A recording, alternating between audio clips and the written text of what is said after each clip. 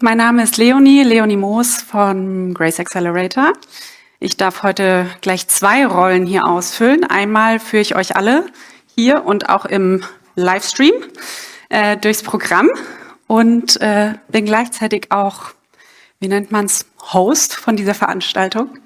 Das heißt, im Namen von Grace schon mal ein herzliches Willkommen. Unsere weiteren Hosts hole ich gleich auf die Bühne. Was haben wir hier heute eigentlich vor? Ihr wisst es wahrscheinlich schon so grob, aber so ganz genau weiß man es ja doch nie, wenn man zu einem Event geht. Wir haben heute 5 Startups hier, alle von Frauen gegründet. Wir haben heute 5 InvestorInnen hier, die auch Geld mit dabei haben, quasi. Ja, die Geldkoffer habe ich noch nicht gesehen, aber kommt noch. Wir haben später ein ganz tolles Panel. Und wir haben auch ein Public Voting. Das heißt, alle die hier sitzen, alle, die zuhören und zuschauen, können auch ihren Teil dazu beitragen. Auch wenn das vielleicht nicht Money on the Bank wird, gibt es tolle andere Preise für die Top 3 Startups heute. Das schalten wir aber erst frei, wenn alle gepitcht haben. Das heißt, dazu später noch mal mehr. Ich begleite euch durch den Tag, durch den Abend. Wir haben nachher dann auch noch mal die Gelegenheit, bei Dinner und Drinks mehr Infos auszutauschen. Und ich will jetzt auch gar nicht so lange hier irgendwie weiter labern, weil wir haben genug auf dem Programm heute. Und ich möchte direkt mal Ben auf die Bühne bitten, meinen Mithost von Allygatr und der hrtechallyance. Bitte großen Applaus für Ben.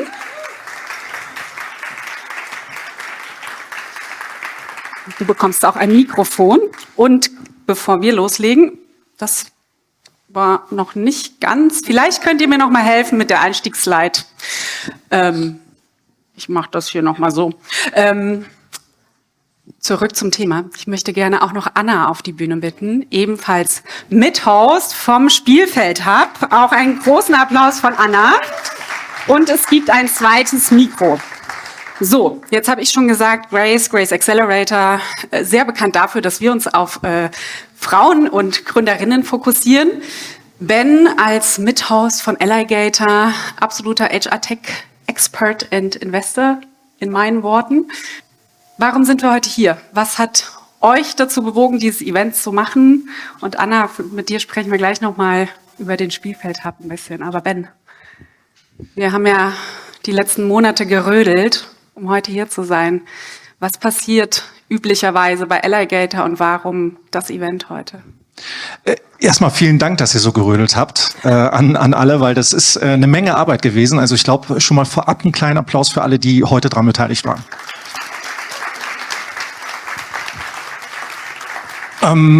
Und die Entscheidung, das zu machen, warum wir das entschieden haben, war relativ klar. Also wir haben uns mal so angesehen, ich glaube, es wird viel darüber gesprochen, dass wir mehr in Frauen investieren müssen in Startups.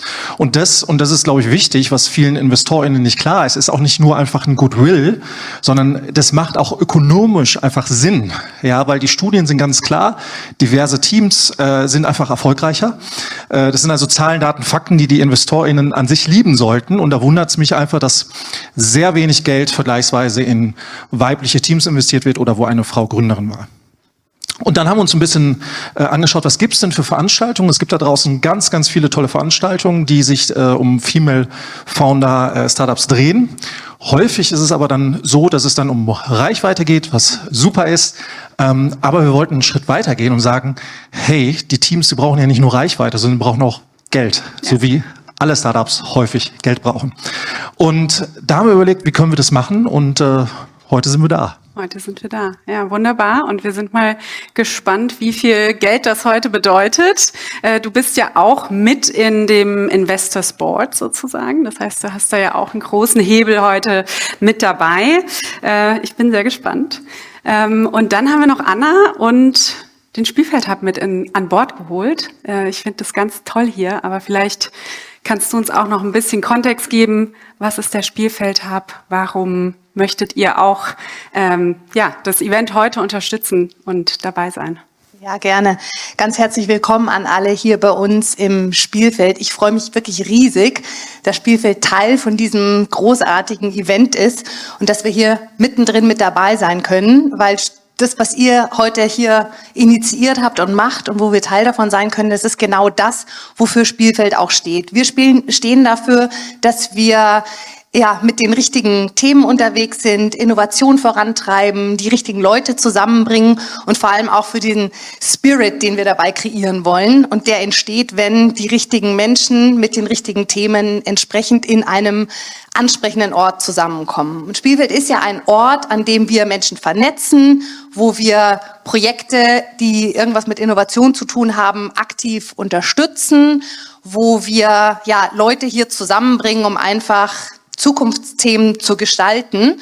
Und ich würde mich riesig freuen, wenn ihr jetzt auch über dieses Event Zugang zu unserem Netzwerk, zu Spielfeld bekommt und wenn wir vielleicht die eine oder andere Idee, die wir heute hören, vielleicht auch weiter begleiten können. Das ist genau das, was wir machen. Ihr seid immer herzlichst willkommen, alle die ihr eure tollen Ideen vorstellt oder die ihr hier zuhört. Wir sind hier für euch da, für Meetups, für Veranstaltungen, für Events. Ihr könnt hier sitzen und arbeiten. Ihr könnt auf unsere Community zugreifen. Wir können euch Support bei euren Projekten geben.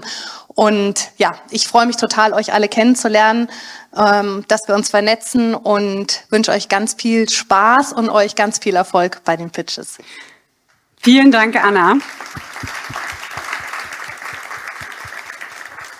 Ich habe schon gesagt, wir kommen auf jeden Fall wieder.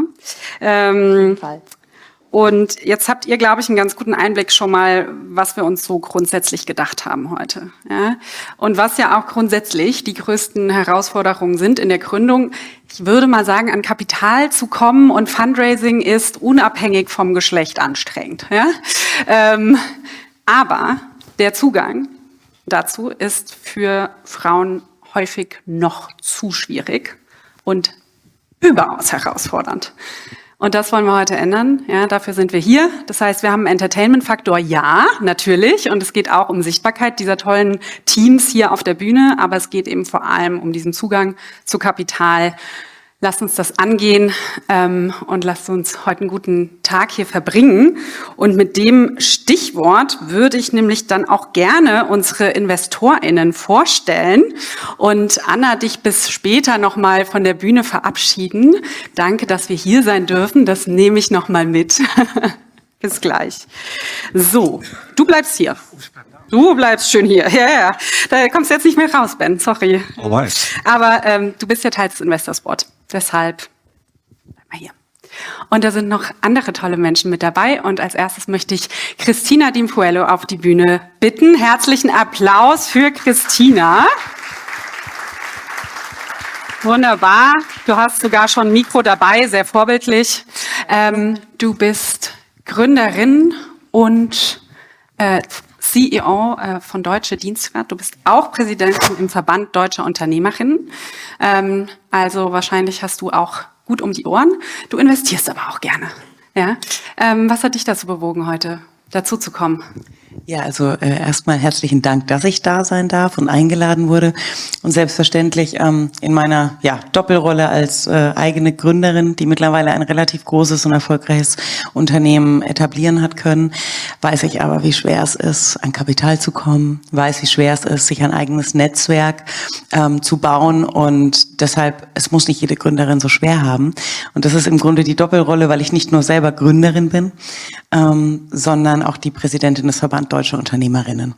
Und wir sind die politische Interessenvertretung und eigentlich die Lobby für das Thema Gleichstellungspolitik, Vereinbarkeit von Beruf und Familie und setzen uns mit über 1800 ehrenamtlich engagierten Mitgliedern jeden Tag in der Politik, in allen Landesregionen, in unseren Landesverbänden, aber vor allem auch im politischen Berlin dafür ein, dass Gründen einfacher wird. Nicht nur an der Kapitalfront, sondern eben auch beim Thema Vereinbarkeit, weil natürlich an diesen Absprungpunkten auch Frauen oftmals Angst davor haben zu gründen, ne, wenn Thema Familienplanung ansteht.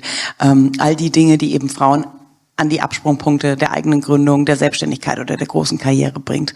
Grundsätzlich vertreten wir über 1,2 Millionen Unternehmerinnenstimmen, sind ganz, ganz besonders stolz, dass wir ganz eng mit Grace und dir zusammenarbeiten dürfen. Jetzt auch mit einem ganz spannenden neuen Projekt. Und unser erklärtes Ziel im Verband ist, keine Entscheidung in der deutschen Politik mehr ohne uns am Tisch, weil wir müssen eines sicherstellen: Wirtschaftswachstum. Und wenn wir uns die Finanz- oder die Kapitalstreams anschauen, die in Frauengründungen gelangen oder ankommen, liegen wir da bei rund 4,7%. Hast du heute Morgen erst jüngst recherchiert, hast du mir vorhin verraten. Letztes Jahr waren wir noch bei 2,8%. Und wenn wir uns jetzt vorstellen, dass wir 25% mehr des Gesamtkapitals in Frauengründungen allokieren, können wir unser Bruttoinlandsprodukt erwiesenermaßen um bis zu 12% steigern. Und ich glaube, allein das bewegt mich heute, ganz, ganz viele spannende Pitches von ganz vielen tollen Female Founders anzuhören und ja, vielleicht auch in irgendeinem Punkt X mitgestalten zu dürfen, weil ich persönlich auch als Business Angel und Investorin wahnsinnig gerne tätig bin, weil ja, mehr kann man selber gar nicht lernen und irgendwann wird man dann doch älter und das im digitalen Zeitalter komme ich mir manchmal sogar mittlerweile wie ein digitalen Nerd vor. Deshalb freue ich mich, jedes junge Startup, jede Gründerin begleiten zu dürfen, mit meiner Expertise und vor allem unseren Unternehmerinnenkompetenzen im Verband, die uns jeden Tag ja die wahren und wichtigen, realpolitischen, nötigen Themen auch transportieren, die wir dann ja ins politische Berlin tragen dürfen. Vielen Dank, dass ich dabei sein darf. Vielen Dank, Christina. Danke, dass du da bist. Sehr schön. Bleib gerne noch einen Moment hier. Ja, Ben, dich haben wir schon vorgestellt. Möchtest du noch was zu eurem Investments generell bei Allygatr sagen? Oder machen wir das später? Ich kann ganz kurz was sagen. Also wir bei Allygatr investieren sehr, sehr frühphasig in Unternehmen, in Startups aus dem HR-Tech Future of Work-Bereich, also alles, was sich um den letzten Endes um Menschen dreht am Ende des Tages, ja, weil wir arbeiten doch alle irgendwie in irgendeiner Form, Art und Weise, sind momentan auf dem Dachraum spezialisiert und eine Besonderheit ist, glaube ich, und das ist ein Ergebnis davon, von der Besonderheit sehen wir heute hier unter anderem auch, dass wir neben Geld vor allen Dingen auch ein großes Netzwerk mit reinbringen. Also wir haben jetzt über 70 InvestorInnen an Bord. Ich habe gestern noch nachgeschaut, wir haben knapp 25% Frauenanteil. Wir sind noch weiter offen für weitere Frauen, die gerne investieren wollen würden, dass wir das noch höher bekommen.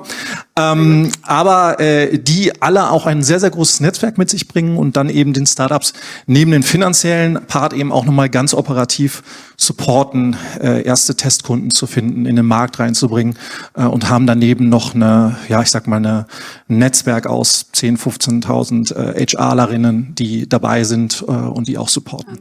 Ja, das hört sich doch auf jeden Fall nach einem guten Umfeld für die Startups an, die bei euch dabei sind. Und wir gehen direkt auch mal weiter, weil wir haben ja noch mehr Investorinnen und Investoren dabei. Als nächste bitte einmal zu uns Mirja Telzero, auch Investorin. Mit einer ganz besonderen HR-Brille auch, wie ich erfahren durfte. Das stimmt. Mirja, was hat dich heute hergetrieben? Womit verbringst du sonst deinen Tag? Oh, das will ich jetzt nicht das will ich nicht ausführen. Das wird jetzt sehr, sehr lange dauern. Aber du sagst es, HR ist es in der Tat. Ich bin von Haus aus, würde ich sagen, Unternehmensberaterin, habe lange in der Transformation gearbeitet, Change-Themen, Organisationsthemen gemacht und vor knapp 6 Jahren dann in die interne Funktion HR gewechselt. Und das ist so, wo ich sage wirklich, ja, das schlägt jetzt mein Herz für. Dann habe ich aber auch gesehen, HR so in Bezug auf Digitalization, Technology, neue Tools ist irgendwie teilweise noch nicht ganz da, wo es sein könnte, würde ich sagen. Das war dann auch ein Zeitpunkt, wo wir uns, glaube ich, dann kennengelernt haben und ich bei Allygatr mit reingegangen bin, weil es mich halt sehr interessiert. Was ist eigentlich möglich im HR, was vielleicht in anderen Funktionen heute schon möglich ist, um eben die Funktion weiterzubringen, weil ich wirklich glaube, dass es sehr, sehr wichtig ist und da eigentlich auch das Wachstum und letztendlich die Nachhaltigkeit des Unternehmens bestimmt wird. Ja, und das treibt mich dahin. Also das Thema HR, das Thema Digitalisierung und dann natürlich heute ganz besonders das Thema Frauen. Frauen als Gründerin. Ich bekomme in meiner Funktion jeden Tag sehr, sehr viele Angebote und Pitches eben von Gründern, die mir neue HR-Tools vorstellen würden. Es sind ganz, ganz wenig Frauen dabei. Deswegen freue ich mich natürlich ganz besonders heute von den Gründerinnen die Pitches zu hören. Ja, sehr gut. Schön, dass du dabei bist. Herzlichen Dank für deinen Support, Mirja. Wir werden gleich mehr von dir hören.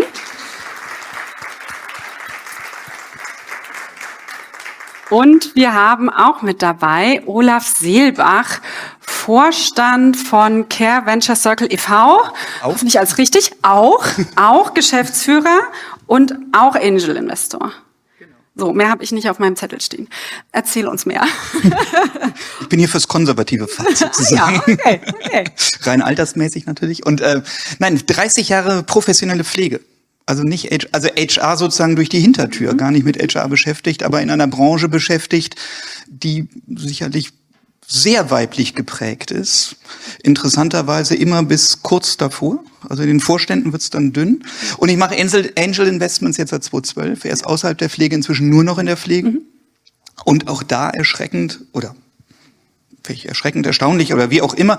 War gestern auf einem Pflege-Digital-Summit und auch da die ganzen Gründerteams nur männlich. Und das hat mich auch bewogen, hierher zu kommen, weil es mal toll ist, weil auch da in einer Branche, wo man denken würde, da hat man das Thema nicht so, ist genau das ein Thema. Und wunderbar. Das heißt, du erweiterst aber heute auch nochmal deinen Investfokus ein bisschen, ne? Ich erweitere durchaus meinen Investfokus. Cool. Ich meine, ja, HR ist ja ich meine, die Pflege ist durchaus geprägt von Wachstum und auch von wachsenden Problemen. Und ich meine, wir sind die einzige Branche, die gesichert die nächsten 40 Jahre wächst. Gesichert.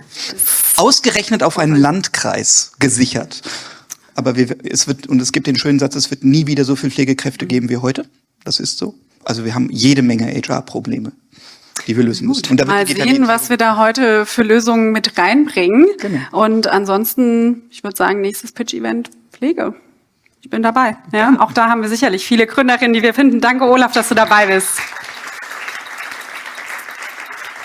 Last but not least, Dorothea, bitte komm auch zu uns auf die Bühne. Dorothea hat auch ganz viel, das sie mitbringt. Sie ist selbst Gründerin von Human & Human und eben auch Angel-Investorin. Wir haben eben schon mal gesprochen, auch gar nicht nur in Deutschland aktiv. Aber was hat dich heute hierher gebracht und worauf freust du dich auch besonders bei unseren 5 Startups, die da warten, hier gleich die Bühne einzusteigen? Ja, herzlichen Dank, dass ich hier sein darf. Ich freue mich wirklich sehr. Es ist mein großes Anliegen. Danke auch, Ben, für die Einladung. Ich habe heute Morgen, bin in den Flieger gestiegen, von Mailand nach Berlin und mir gefällt so dieses Bild über die Grenzen hinweg. Ich glaube, das Thema Frauen, das ist nicht regional, das ist nicht lokal, das ist nicht national, das ist grenzenübergreifend. Und ich möchte dann, wenn ich morgen von Berlin wieder zurück nach Mailand fliege, viel mitnehmen und durch dieses Übergreifende, durch dieses Miteinander, Netzwerken auch über die Grenzen hinweg, mehr Kraft mitnehmen, um die Frauen zu unterstützen, um uns Frauen zu unterstützen. Im Besonderen die, wenn ich so sagen darf, die heute in den Startlöchern stecken. Ja. Was wir machen können, das ist unsere Erfahrung weitergeben, das ist den Weg vielleicht bereiten, auf jeden Fall. Und da bringe ich mich sehr gerne mit ein. Wunderbar, toll, dass du da bist. Applaus nochmal für Dorothea. Und ich verabschiede euch einmal ins Investment Board. Ich gebe euch auch noch hier so ein Mikro mit. Das darfst du, glaube ich, schon mitnehmen. Ja. Ich hole es vielleicht gleich nochmal. So. Damit war das jetzt erstmal das Willkommen. Ihr solltet alle jetzt eine Idee haben, was wir vorhaben, warum wir hier sind. Ich werde gleich so ein bisschen Deutsch-Englisch wechseln. Wer im Startup-Bereich unterwegs ist, kennt das alltägliche Denglisch sehr gut. Ich versuche das dann wirklich in der Sprache zu halten, in der ich gerade spreche, let's see. Ja, wir haben schon gesagt, 5 Startups, 5 Pitches. Wir haben auch richtig viel Zeit heute, weil es geht nicht nur darum, den Pitch zu hören und dann kommt der nächste, sondern es gibt auch eine sehr ausführliche Q&A mit den 5 Personen, die sich hier gerade vorgestellt haben. Und wir schauen mal, was da so an Fragen kommt und was das so mit der Investmentbereitschaft macht. Ja? Ihr werdet die Pitches auf Deutsch und auf Englisch hören, ja. Entsprechend könnt ihr später natürlich auch im Public Voting mitmachen. Es gibt auch für all die sehr vertraulichen Themen, die man vielleicht als Gründerin nicht auf der Bühne so breit reden möchte. Nachher nochmal ein Behind the Stage, das wir leider alle dann nicht mitbekommen. Aber mal sehen, was schon in den 15 Minuten Q&A hier passiert. Es ist nichts geskriptet. Ich habe zwar Moderationskarten, damit ich nichts vergesse. Ich weiß aber nicht, was die 5 KandidatInnen hier vorne so vorhaben und die Gründerin auch. Und damit steht auf meiner nächsten Slide schon das erste Startup für heute. Und es kommen noch ein paar Gäste. Und eine Sache, die ich neben dem Public Voting noch von euch allen brauche, ist immer ein sehr starker Applaus für unsere Gründerinnen. Die sind alle ultra professionell und trotzdem aufgeregt natürlich, wie das so ist. Aber macht mit und seid gespannt. Und ich möchte als erstes auf die Bühne holen Jana Schellong, co-founder of Beams, switching to English because you will do your pitch in English as far as I know. Applause for Jana. The stage is yours.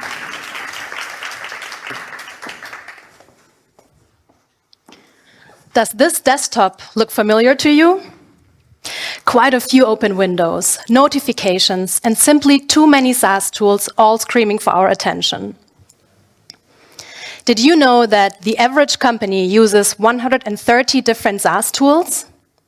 I mean, we knew the number was high, but we were still quite surprised to see this. And spoiler, we've seen numbers much higher than that. This results in a couple of problems. First of all, and I'm sure most of us experience this every day, we're switching back and forth between tools and windows and contexts. It's always harder to get work done. When we collaborate within teams, workflows now span multiple workflows. It creates information silos and duplicate work. And lastly, it affects bottom lines of companies. Up to $18 million is lost due to this so-called SaaS sprawl. We're using too many tools that overlap, and they're underutilized and unused licenses everywhere. In order to solve this problem, we started our startup Beams. And this is my co-founder Mihri, who will join me later on stage, and myself, Jana. Mihri is a software engineer with 15 years of experience. She has built and scaled apps that are used by millions of people. My background is product management, business development, and go-to-market. And this problem is really close to our hearts because we have experienced it from every 3 of these levels, as individual contributors, as team leads being responsible for the productivity of our teams, and now with our company responsible for cost-efficient management of the business. So 3 years ago, we set out with an ambitious vision.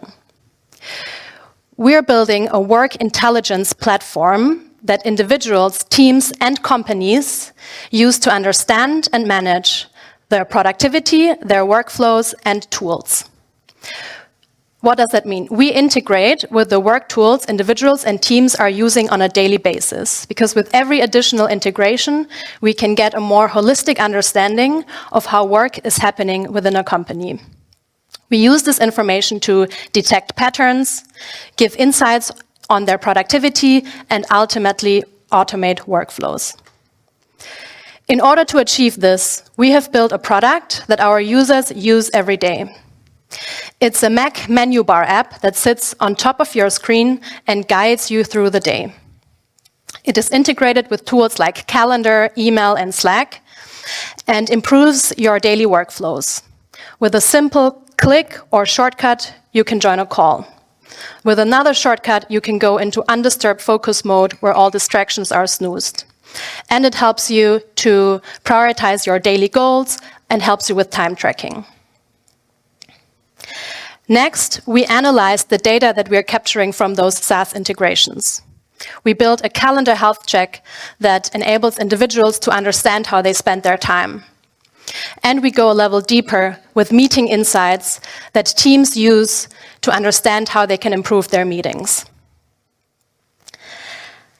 And just recently, we unlocked an even more exciting business opportunity with a very clear ROI, helping companies reduce SaaS costs with SaaS tool usage insights. It only requires the sign-in of a Google Workspace admin, and you will receive an automatic overview list of all the tools that are used within an organization, including by whom and how much. It helps companies understand and get an overview of their spend. So how much do they spend per tool, per person, or per department? We will help them understand overlapping tools or underutilized and unused licenses. It also helps with security and compliance, as we can flag tools with sensitive scopes. So if you're sharing your email, for example, with a tool, or you give access to your Drive folder. It also enables companies to ensure tool adoption across the whole company. One customer, for example, wanted all of their employees to use ChatGPT, but they never knew if people are actually using it or not. We can provide these insights automatically. And they can prompt their employees through Beams to understand why they might not be using a tool. Maybe better onboarding is needed or education around how to use the tool better.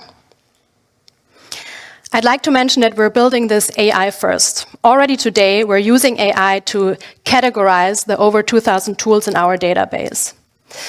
We use it to give descriptions of the tools and also to detect changes. For example, when off-boarded employees that already left the companies and companies are still paying licenses for them. Going forward, we will use AI for predictions to predict future usage and also spend of SaaS tools. We identified two categories of competitors in this market. On the one hand, there's the SaaStrifys and Cledaras that are really focused on procurement teams. So they even help teams renegotiate contracts with those SaaS providers. The second bucket is focused around security and compliance management. So they're really building for IT and legal departments. But none of them, and this is how we are different, can provide usage information with the depth and detail as we can do it. With our Mac menu bar app, we can give the insight whether a tool is used regularly, like multiple times a week, or only once a month, or not at all. And then we give recommendations on how companies can reduce SaaS costs with this information. The result of our Mac menu bar app speaks for itself. 73% daily active or weekly active usage means that the average Beams user uses our product 5 out of 7 days a week, basically every workday. We became a #1 product on Product Hunt, and even TechCrunch wrote about us. Now, this Mac app serves as a lead generation channel for our B2B product. We have a first paying customer and 15 pilots within a month since starting working on this new product, and most of them were previous Beams app users as well. Let me highlight what we achieved for this first paying customer. It's a company of 80 employees, and we helped them to save 30,000 euros in SaaS spend. That's more than 10% of their annual SaaS costs. This leads me to our business model. We see this as a B2B enterprise pricing business model, and we are taking a 20% cut of the achieved cost savings that we identify. But given the nature of our product, there's also a monthly subscription, for example, for the Mac app that employees can use. And just one more time mentioning that this is a super big market, the SaaS management market, that's constantly growing at a really impressive CAGR of 27%. We've been around for 3 years already, and we've raised pre-seed from a group of investors where we're really proud about. There's Octopus Ventures from the UK and Berlin-based Auxo or Angel Invest. We have some really amazing and supportive angels like GitHub co-founder Scott Chacon or Phil Chambers, who built Pecan and sold it to Workday. So we also have HR advisory on our board. Yeah, and this leaves me with inviting you to a unique opportunity because we've just received the confirmation of a grant of 700,000 euros. It's a grant that is focused on deep tech and will allow us to focus on further developing our AI engine and transformer models. And we're topping up this grant right now with 250,000 euros. And we're super excited for your questions right now. And also to the audience, if there's anyone interested in trying out this product, we'd love to talk to all of you afterwards. Thank you very much.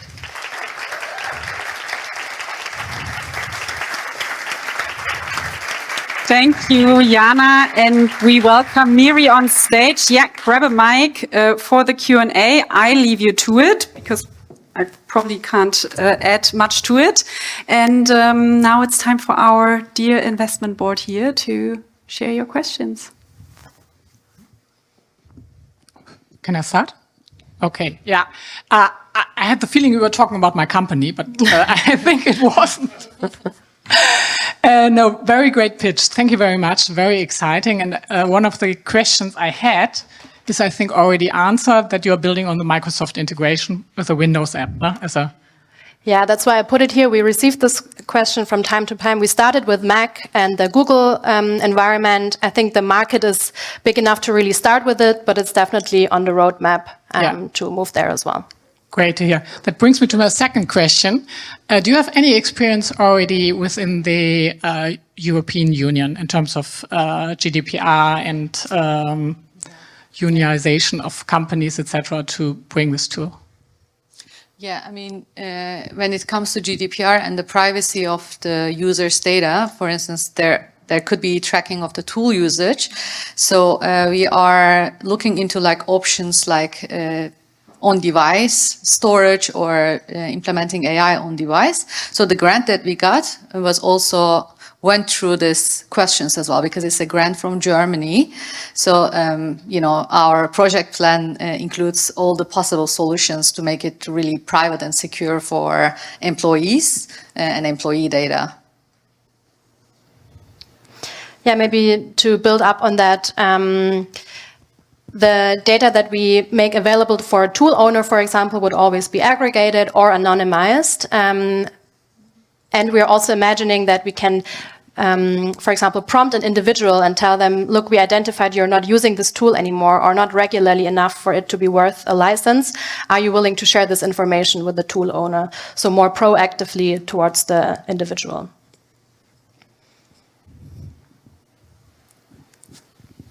Who's faster? Younger one. Thanks, I'm Ben. Thank you for the pitch. I have a couple of questions. First of all, where are you based, or where's the company incorporated?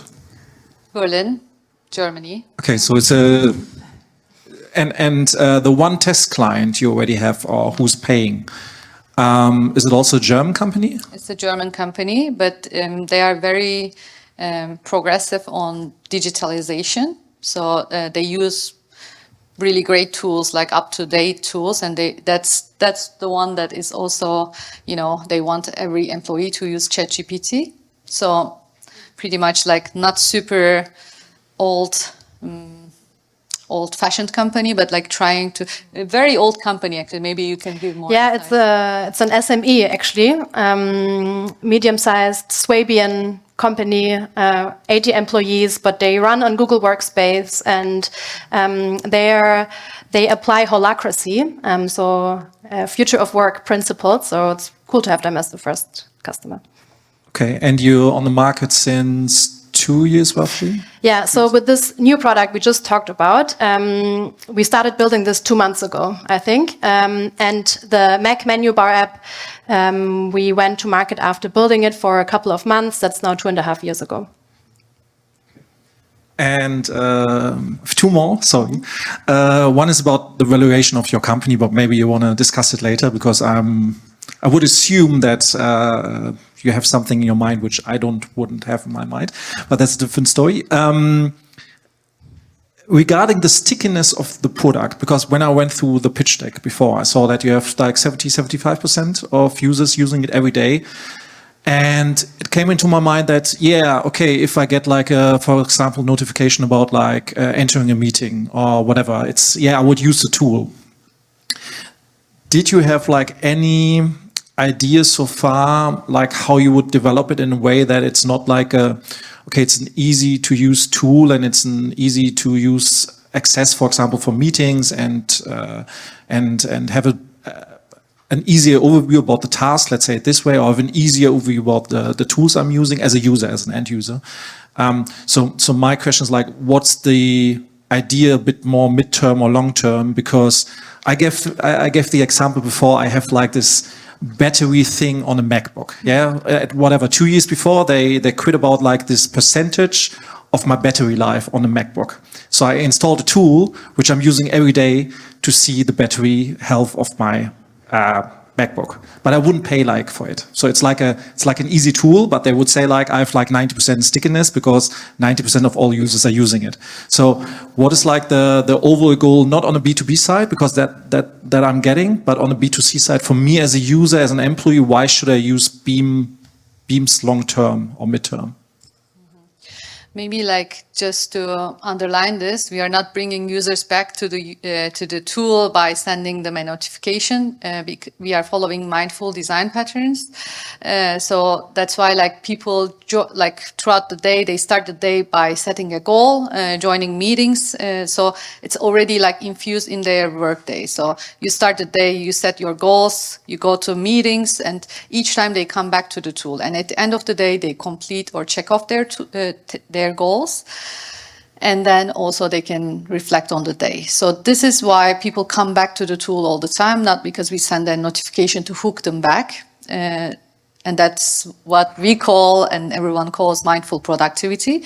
And especially for this new B2B feature, what we see as a great potential is also, like people can also do a tool request from Beams.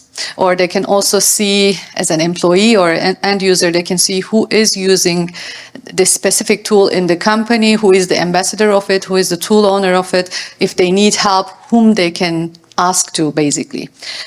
So that could be another feature request that's coming from actually end users, or also like giving feedback, instant feedback related to any of these topics.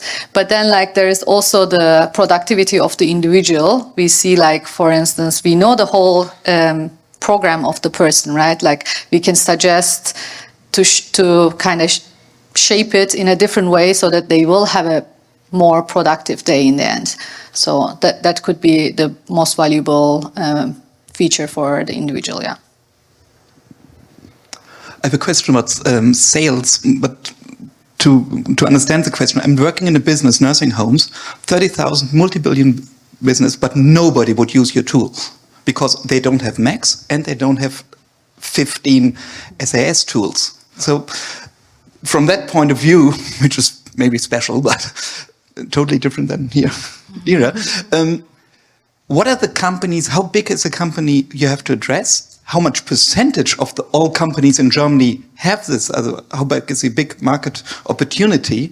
And how do you organize sales then in that special, is it like key account or is it like, because I don't see small companies, so I would like to know how you would like to scale this. Yeah, so the sweet spot of companies we've identified have employees between 50 or 500 employees. That's because if it's less employees, it's not that big of a problem. If it's more, they usually either have whole departments taking care of that or a different setup. And on the market size slide there, we did calculate actually how many companies these are that fall into this bucket. If you look at all the number of companies, it's a smaller one, but it's still 600,000 companies. Okay, 600,000 companies in Europe and the US that fall into this bucket. Now, how do we capture those? How do we go about sales? So the first step is from the Mac app, from the first product that we have built. This is really a lead generation for us at the moment for free. And with this product, we've always followed a bottoms-up approach. So really having individuals finding this product because they want to work more mindfully, start using it, and then it grows within their teams and within their companies. And then we can translate those users into paying customers of the product. Yeah, and for the B2B feature that we talked about, it doesn't require a Mac. So it's a web app just like with a Google Workspace login, but it's also possible to build a Microsoft integration to fetch that data. I didn't mean the Mac app, but just more or less companies who don't use like more tools than 2 or 3. Which is a business I'm working in. It's a thing I know. I mean, the average number is 130 tools per company. Yeah. 2, 3, we would like to talk about that. Thank you for the pitch. I would like to know more about your sales strategy, your go-to-market strategy, short, mid, and long term. Thank you. Yeah, trying not to repeat what I just said. So there's both a bottom-up and a top-down strategy. Bottoms up, because the first product we built is for individuals. They find us because they look for tools that support them during their workday. They find us through Product Hunt or because they hear from others talking about it. We have some that's called virality features within our product. So if you use it and you if someone uses it within your team, you will see that within their Slack status, for example. Or if you send a message through our app, it will have this tag. So these are like virality features that ensure that the product exposes itself to others. So this is bottom-up growth. Now top-down for sales, because we learned the much bigger business opportunity is there. The first immediate step right now is really we're reaching out to all of our users from who we know they're in C-level positions and show them this new product and how they can really save money. And the second step would then be to tap into some of their networks. It will be traditional top-down sales, where we combine it actually with the bottom-up. So it's these two approaches. Yeah, and I mean we're starting to be part of this like HR world. So we're learning about fairs where we can go to present this. We're already present on many of the comparison platforms like G2.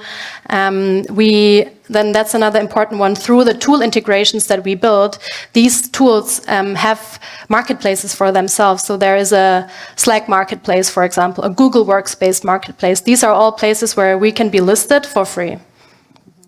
And maybe something we identified within this short time is like we saw from one of the pilots that, and they are now having this period of like merge and acquisition. So we saw that especially during that period, such a tool could be also very useful because these two companies are using this different tools for the same purpose. So it could really save them much more money. So that's why like we are also looking into partners in there because there are so many merge and acquisition partners that help them. Maybe they could also be a channel for us for go-to-market. Yes, brings me to my questions actually, exactly for the topic B2B.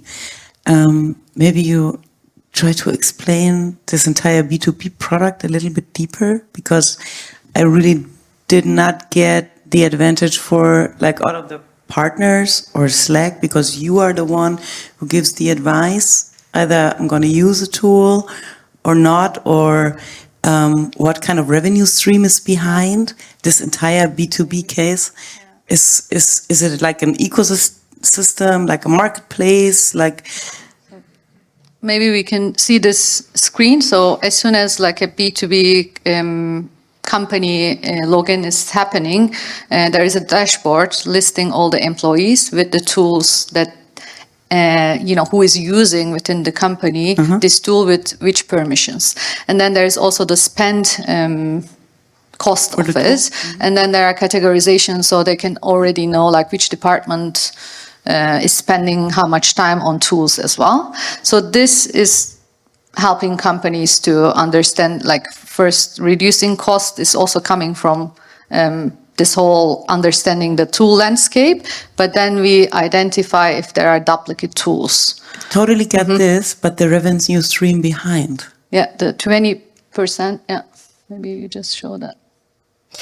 Yeah, so for this first customer, for example, given that we saw their list of tools that they're using and what they're spending, we were able to identify if there are overlaps. For example, we saw in the HR bucket, they were using Personio and next to it, they were using a tool for like kudos and managing their one-on-ones and giving feedback. And they didn't know that Personio now also offers this feature. So this is an easy to understand place where we said, if you switch to Personio, or you don't even need to switch, if you get rid of you can get rid of this tool now because they offer the same features right now. This is one. Or we were able to say, look, for this tool, you're on a monthly pricing. If you switch to an annual pricing, this is the amount you can save.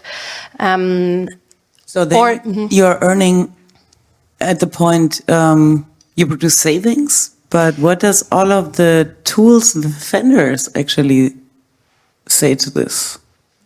Say it again, what does all the? Do you get like any provision from Personio, Slack, or like, because you are, at that point, you are a marketplace. No, we are not actually, because they buy the tools themselves, right? We are not selling the tools.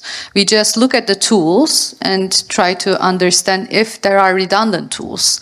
And we just recommend them to revoke or cancel or maybe like decrease the amount of the seats.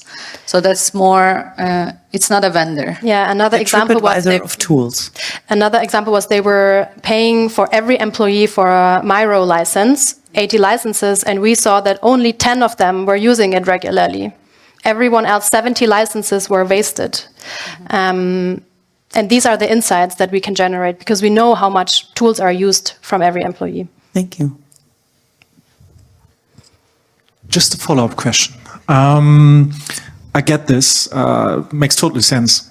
The only question is, if I'm now like using your software and then I save like 20-30% of the cost, brilliant, awesome, pay for it.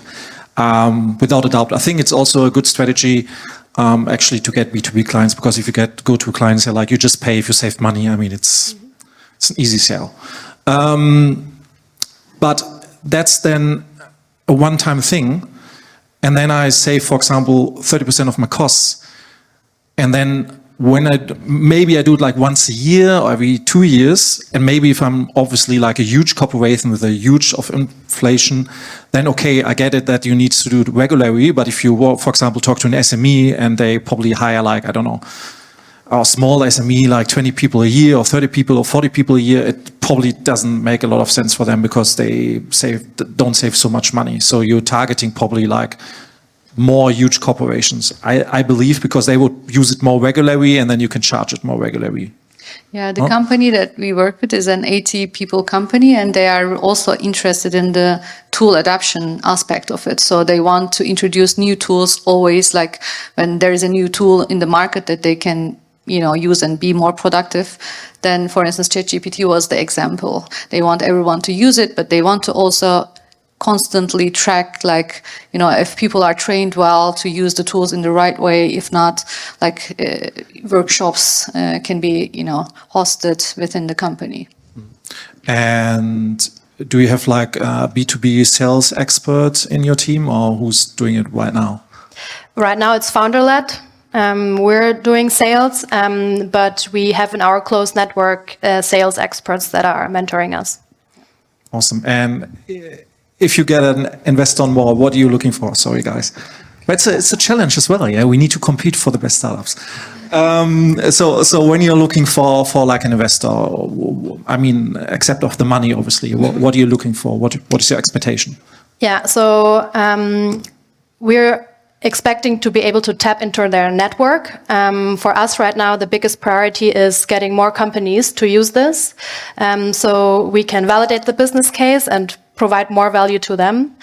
And I think especially in the HR ecosystem is not where our network lies. So there we're looking for introductions. And you mentioned go-to-market and sales. Also there, it's the other point where we're looking for feedback, because we're really strong in product development, right? We can build products. This product shows it. Now we need to make sure that more and more people use it and more companies use it and that they pay for it. And I will cut it here for now. I see you have tons of questions. Awesome, actually, but I have my first offer. Oh, okay, then I won't interrupt. I'm your first customer. You're second. And actually from 80 up to 140, like it's the first small shift. Nice. Cool. First outcome for today. Pretty good. Thanks a lot, and applause again for you and your great pitch. Thank you.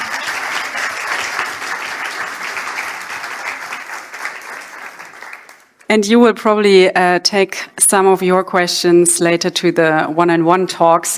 Sorry for cutting off here, but there are 4 more to come. So let's go and give it up for our next founder from Dado, Arielle. Please join us on stage.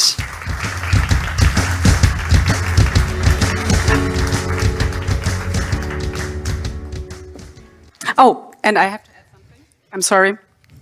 I have that on my notes that I never read. We messed up a little bit with Arielle's presentation. I'm sorry for that. So if you see slide design mistakes, it's probably on us due to fonts. So of course the founders sent us very perfect pitches, and us converting that in other formats kind of destroyed this one. But I think it's still good to go, and content is king. So there you go. Yeah, When you work in HR, you have to be flexible, right? Will this go to my? Yes, perfect. Okay. Imagine it's 2005. We have marketing and product teams. The marketing team pulls up their list of customers and they copy and paste that email and personalize it to each individual customer. The product team goes into their database every day and checks whether or not customers have taken certain actions. Sounds slow. Maybe like a waste of time and money, and not really a great place to learn, right? If you wanted to, maybe make some more personalization, experimentation, increase the scope, you had to hire more people. Well, HR is still stuck in 2005.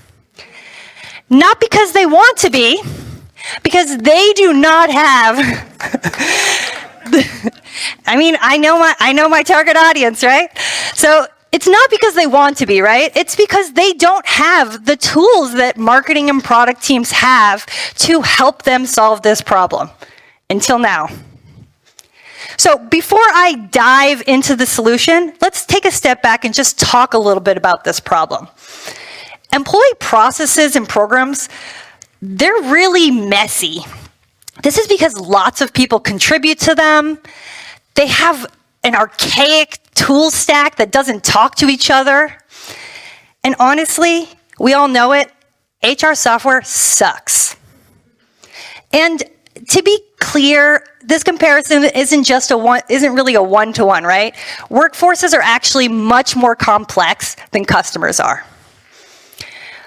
But what this leads to is that there's no way to measure how effective HR work is. It's because of a lack of data, right? So the thing is that we have the data that HR has access to is like a lot of volume based, right? This is how many FTEs we have. We have these contractors. And then they have qualitative data from surveys. But there's a whole bunch they're missing in between. And that data is really key to driving key insights. So what we do is we actually solve this problem by allowing HR to actually measure the effectiveness of their work. So let's talk about that. We do that by treating HR like it's a product. We give them the same tools and tactics that the marketing and product teams have. So Dado brings together beautiful email communications, interactive tasks, software automation, segmentation, tracking. Sounds really familiar, right? We bring this now to HR. And this means that we can actually measure the effectiveness of all of these workflows and programs. So before I dive into the solution, let's talk a little bit about us. So we are a 3-person leadership team, and we actually all met at an HR tech company. This is why we know the space so well.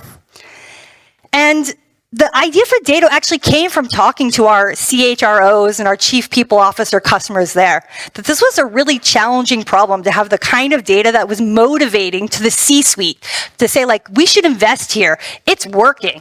Like, what does working mean? How do you make something better if you can't measure it? How do you know it's better, right?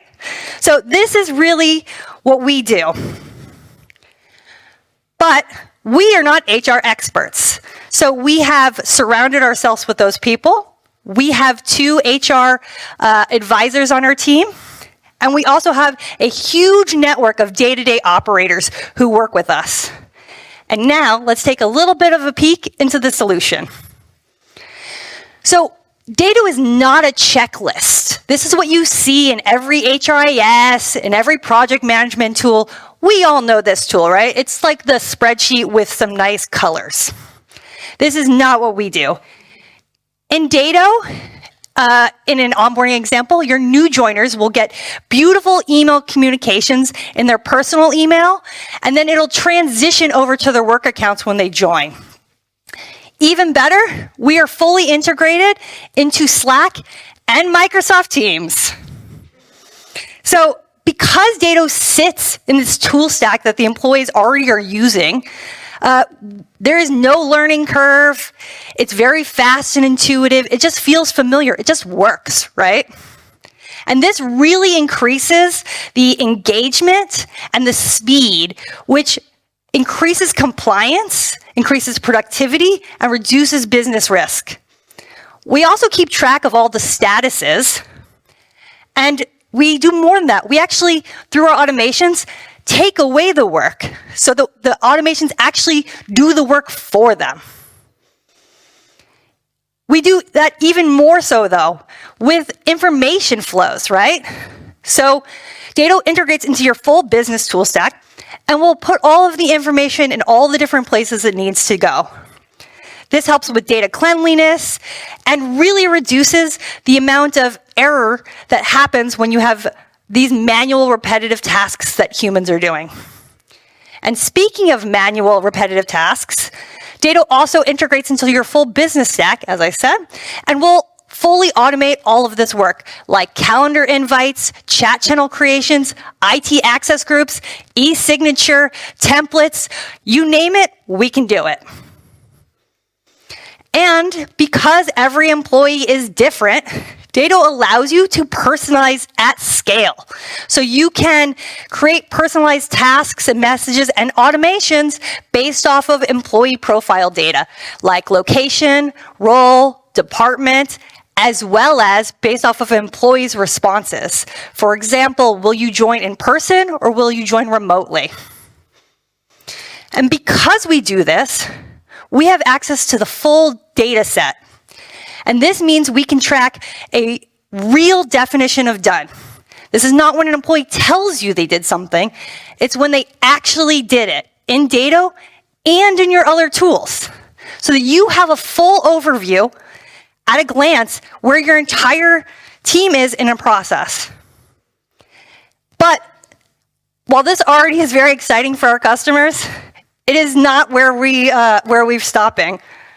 So with Dado, you can dive into your workflows and programs and actually see where the bottlenecks are happening, where things are working, so that you can stop being a team that tries to just run faster. How do I do my tasks faster? And actually be a team that steps back and goes, how do I strategically manage this program? How do I step in and figure out what's working and how do we make that happen more? And what's not working and how can I actually make it better? This is really what HR has been lacking. It's not like they don't want it. They just have no way to do it. And we bring this to them, and it fundamentally changes the way a department works. And it changes the conversations they have with their executive team. Don't take my word for it. Take our customers' words. I will not stay on this slide because it's too much text, but you're welcome to read it after. And, you know, our traction really shows this. So we were the first German company ever accepted to the Silicon Valley People Tech Partners. They probably regretted this when they saw the paperwork, but we worked through it. And we were also the European winner of the first global startup competition for SHRM. Additionally, since we launched with our first design customer in Q2 2021, we have seen exponential growth. We even grew during 2022 and 2023's layoffs.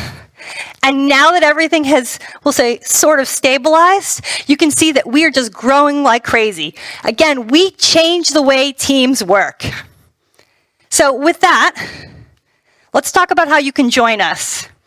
If you are in HR and leadership and you want those efficiency savings and you want to be able to see where that investment is paying off, come talk to us. If you're an investor, be part of our journey. We'll be raising a seed round.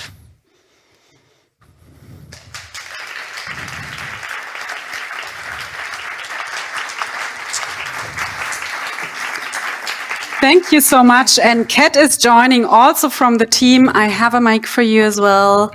Enjoy the Q&A. Thanks for this great presentation already.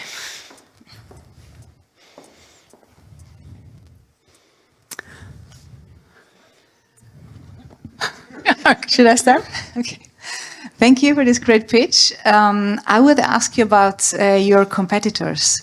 Who are your biggest competitors, and what's your position in this scenario? So our biggest competitor is the spreadsheet.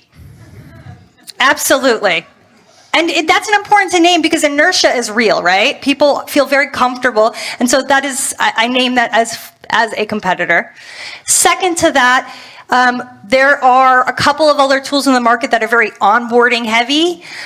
We do the full employee life cycle, so we have that as an advantage. And then there is a whole category of software called like iPaaS. Is this a term? Yeah, it's integration, like a Workato. Do people know Workato? Okay, it's fine. Like an IT workflow thing, like creating accounts in different systems. So there's nothing that actually brings this together for HR. We have never seen it.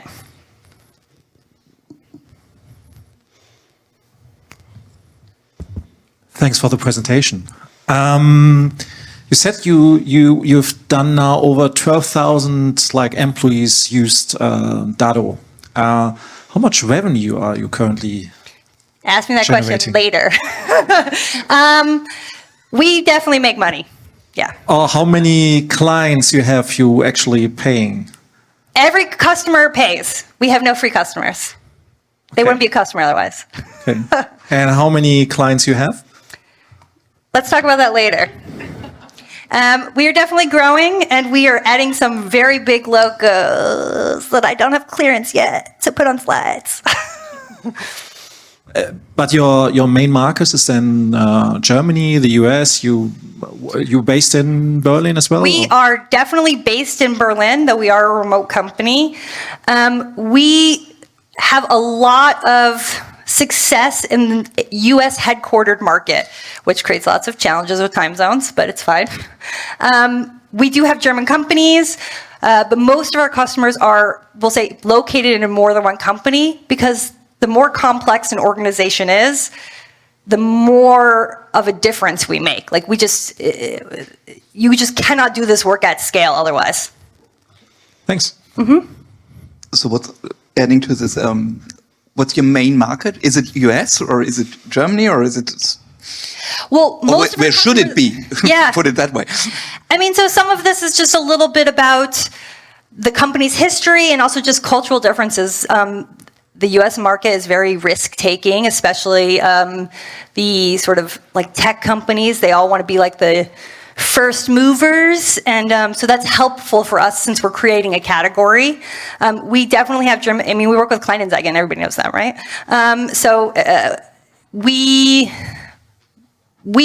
Most of our customers have presence in Germany, or we'll say around Germany, in Europe. They'll have multiple offices in Europe. So we do generally work with companies that have, we'll say, a very widespread employee population.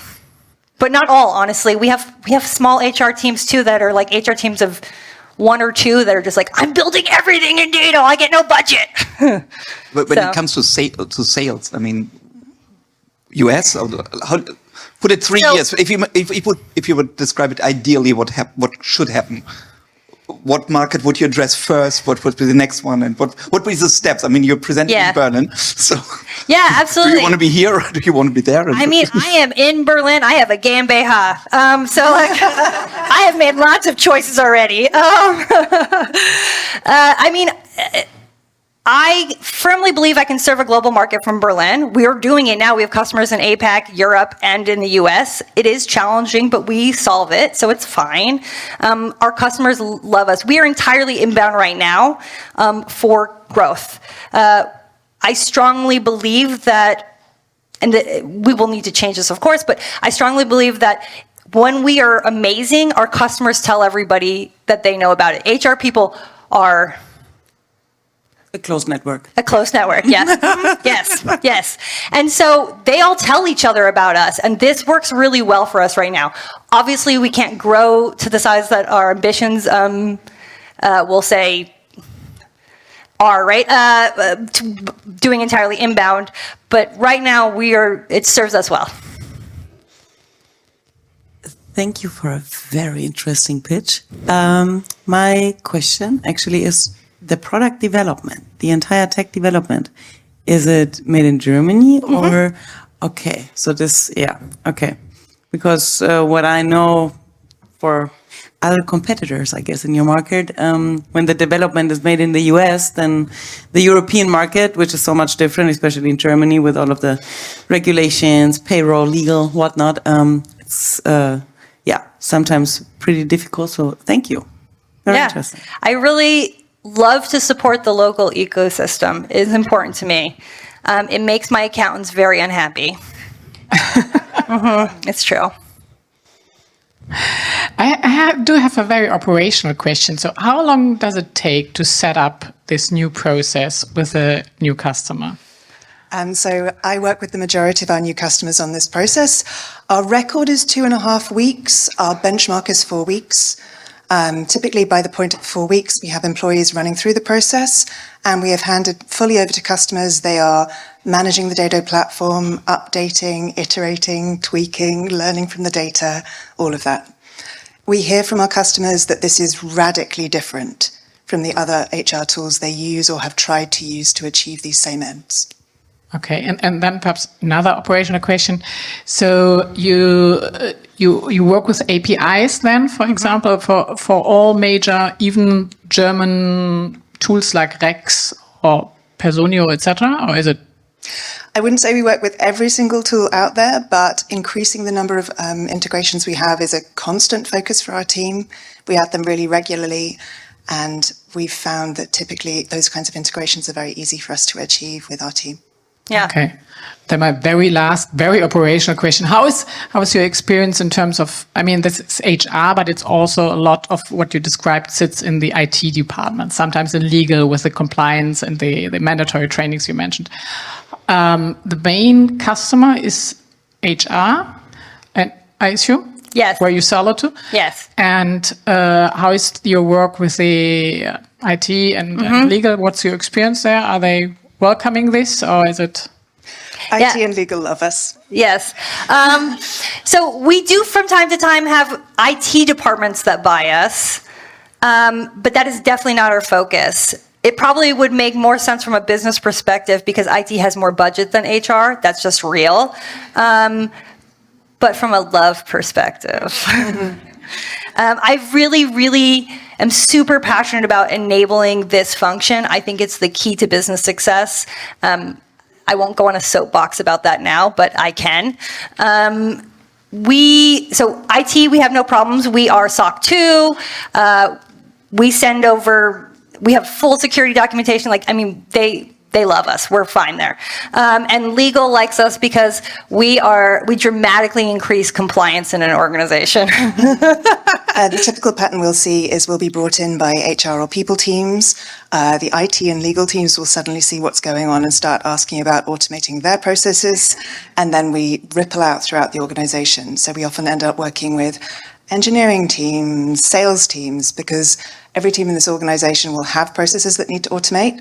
And for the HR customers we work with, this is a new experience with teams coming to them and asking to use their tools and being enthusiastic about using them They're like, more. what's this? Can I use it? And they're like, this has never happened before. So it's true. We do also have a lot of sales and revenue teams and engineering teams use us as well.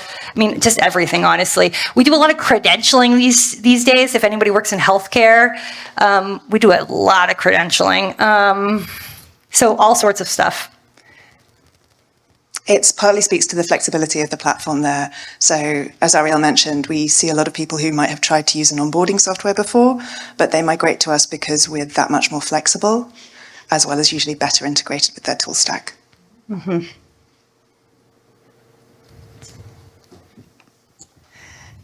May I ask you a very personal question? Sure. What's your driver? Why are you doing what you're doing? So my origin story. So I was working, I moved to Berlin. I had a little bit of a sticker shock when I saw salaries here, and I was like, oh my God. So I ended up working at an American tech company's Berlin office because American companies pay more. And it was the first time in my entire career that I actually got to know my HR people. I know that sounds, I was one of those people that was like, right? And I had some pretty frank conversations with one of them in particular, who I'm still very good friends with. And I was like, why do you all do this? Everybody hates what you do, you know? And they were like, okay, well, let's actually sit down and dissect that. And they went through what they were given to accomplish these goals. And I went from being like, what are you doing? You have no idea what you're doing, to being like, how do you get anything done? And it was a really eye-opening moment for me.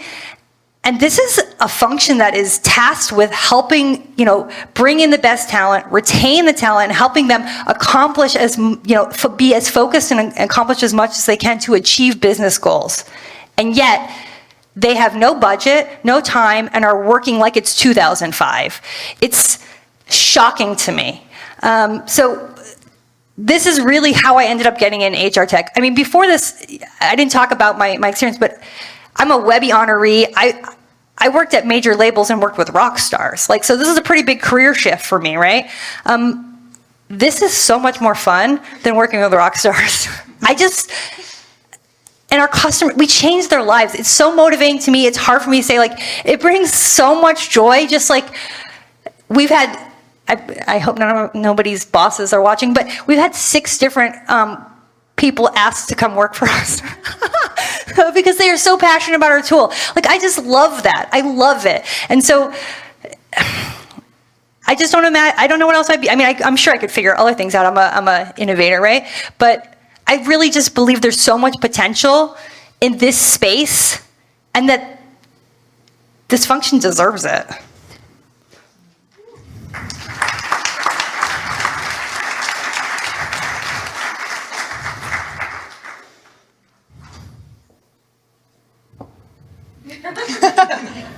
Hi.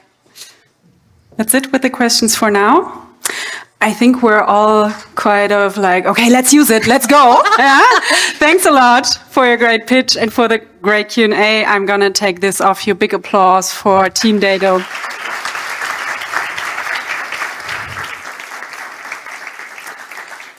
And then we have one more pitch, because afterwards we're going to have a little break. And please give it up for Semone, representing People Pulse Analytics today. Hi, Semone. Thank you very much. Have fun. I will do my best. All right, so I always put this upside down. Behind me, you see 2 questions that have been top of mind for me since since I started in HR over 10 years ago. It didn't matter whether I was working at Netflix or at a fintech startup in crypto. This question lived in my brain. Why isn't HR at the table when strategic decisions are being made? I would come into a meeting, sit across from C-suite, and they'd say, we need to increase our headcount. I'd say, great, what's our optimal headcount? They'd look at each other, they look at me, shut up and recruit. Okay, I understand, but I have an MBA in international business, so let's try this again. What is our employee knowledge profile? How many employees have 5 years or more experience within the organization, meaning they have deep knowledge? They look at each other, they look at me, shut up and recruit. I got so tired of hearing that. I actually walked away from HR for a couple of years. I couldn't take it. But the questions never left my mind. I came back to HR because I founded People Pulse Analytics. My name is Semone Noel, and I am the founder. So why we created People Pulse Analytics? Because we believe there is a world where companies can thrive financially and lead through HR insight using their most expensive and critical asset, people. Right? We believe that people power success. So let's look at the size of the problem. We went too far. So the problem costs $332 billion annually in loss on a global level. And why is that happening? As I said, HR is not at the table when strategic decisions are made. At least 3 out of every 4 C-suite leaders will tell you, I don't know what they do in HR. And how does that affect employees? Well, guess what? 1 out of 2 want to leave their company, passively or actively. And so you have to ask yourself, media might be right, quiet quitting. I call it a $332 billion problem. So what is People Pulse? We actually bring HR back to the table with data-driven insight because we actually connect the revenue of the company to the people who are driving the revenue. We look at about 10 to 12 metrics that we think are critical to revenue generation and scalability. We do the analytics so HR professionals don't have to, because as my colleagues have said, they don't have the time and they may not even have the desire. So let's talk about how we do that. Well, for starters, we look at the metrics our competitors simply don't. We look at engagement levels, productivity levels. We look at knowledge levels within the organization itself. We do the analytics so HR doesn't have to, but we give them the tools that C-suite keeps asking for so that they can be a part of that strategic decision making. We are HR professionals creating a tool for HR professionals, and we sit in HR, not in IT. One more time. So who is our ideal demographic? Who is our audience? Our primary targets are SMEs and scaling startups because we can help them enhance their productivity and at the same time reduce their cost. And why do we want to do that? We want to optimize efficiencies so that they can continue to grow their business and scale using insight and connecting their actual people to their actual growth. How do we want to get our customers? Well, let's look at it together. First of all, if it's a large SME, we want to focus on return on investment. How much are you investing in your employees and what are you getting back? A great example is Best Buy. They found that by increasing their engagement level by 0.1%, they were able to increase their return on investment by $100,000 per employee. If we look at Dow Chemical, they discovered by really digging deep into their analytics, they were able to forecast their headcount needs. In addition, they were able to reduce their company as far as people leaving the company, which means leaving with knowledge and experience in that organization. When it comes to smaller organizations, I'm so used to doing this. When it comes to smaller organizations, we focus on the fact that we are easy to adopt, under 30 minutes from beginning to end when you can use that product, and we have a very simple, easy interface. I don't know why it's doing that on the TV. It's about to go off. So what do we mean when we talk about a scaling startup? We actually are going to introduce a second revenue stream, which is an HR consultancy, and that allows us to be a McKinsey solution at a lower price point for the market that we are talking about. We meet our teams or we meet our clients at the level where they're at. If they are on the lower budget, we give them the basic tools that they need, and we allow them to continue to grow and scale to they're at a mid-tier budget where we get more advanced into our analytics, and we start to customize their solutions. And then when they're at that larger stage, we connect our niche tool into our HR consultancy, again, going back to that McKinsey solution at a much lower price point. We're not Personio, we are not Bamboo. We are a very niche product, and we want to stay that way because we feel that is where the real answers are.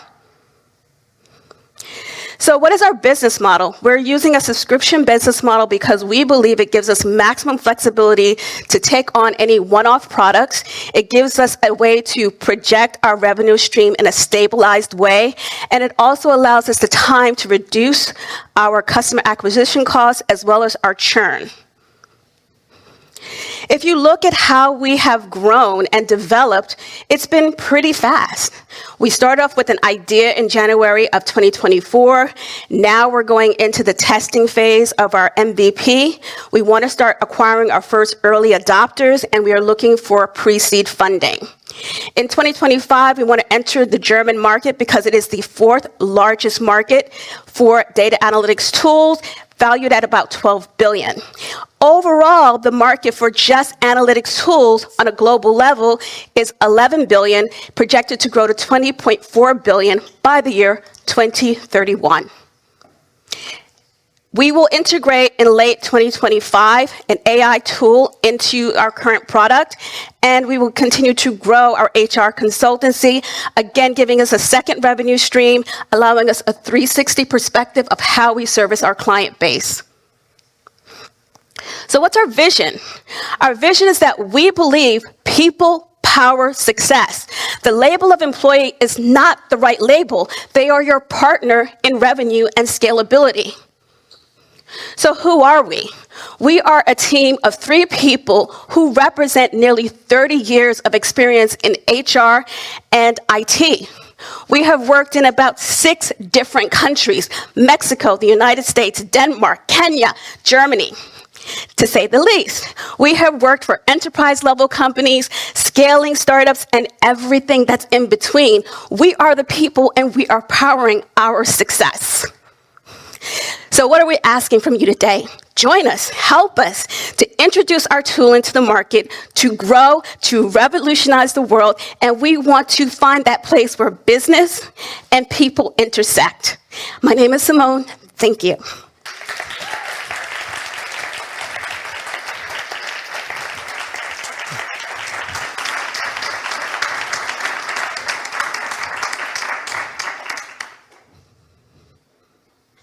It's like in church, nobody wants to.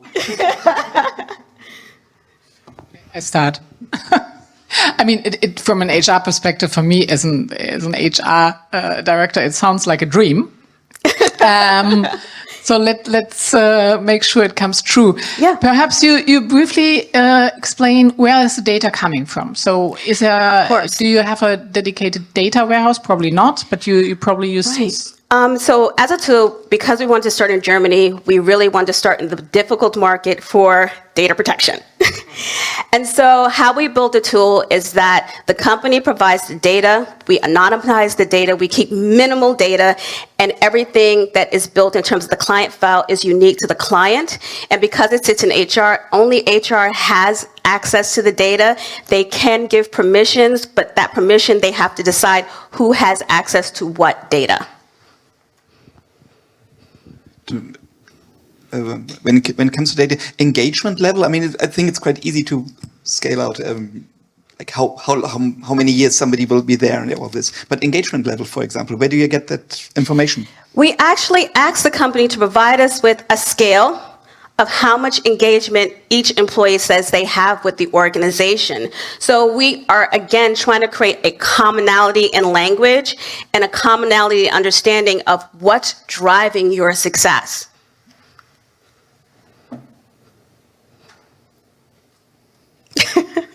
Thanks for the presentation. I have a couple of questions, actually. Sure. First question would be if you already signed Netflix as a future client. I would have to call Reed and see if they'll say yes. We actually want to start in the German market because what we believe is growing too fast can be just as dangerous as not growing fast enough. So we want to really iterate over those first 12 months and make the strongest product that we can, growing strategically, and absolutely we're going to be calling on Netflix. Because that would be actually my first call when I would work there for 10 years. But getting me it's getting me to the next point, because you mentioned 2025, you want to start with a consultancy. We want to introduce it strategically into our business model, one, as a second revenue stream, and two, again, to give that McKinsey-esque experience to a market that generally can't afford McKinsey. Okay, and is your plan then to hire real consultants and have them on your payroll, or to like work with like other HR consultancies, for example? Because from a lean financial standpoint, what we would do is contract our consultants at first. As we grow, as we build our revenue stream, we would try to bring them in-house.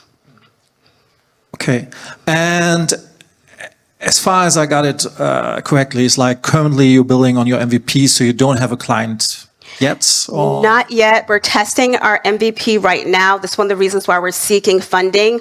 We know that once we go to market, we have to have a strong IT infrastructure combined with a strong sales team to help us to get it out into the market, but to support the client's needs and do the iteration that we need to do to make it better. Okay, thanks. You're welcome. How much money are you raising now?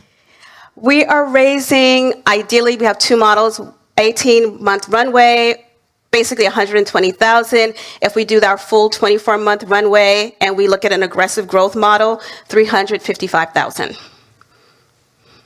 And if I would ask you, like in 5 years' time, how much revenue will you generate? When we looked at our conservative numbers, we are talking about, by year 2, we believe we can be at 10 million in revenue, after taxes about 7.1 million in revenue. In 2 years? We like to believe that. I'm American, I'm from Netflix. Hey, I like money.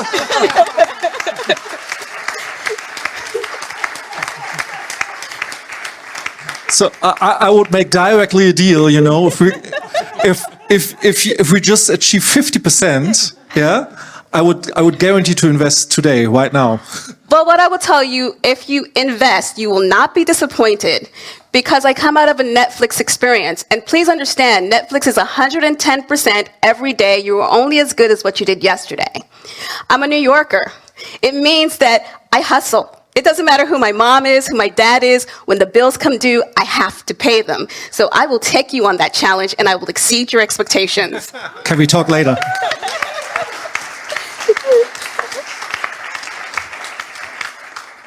Anything else that I can answer for you today?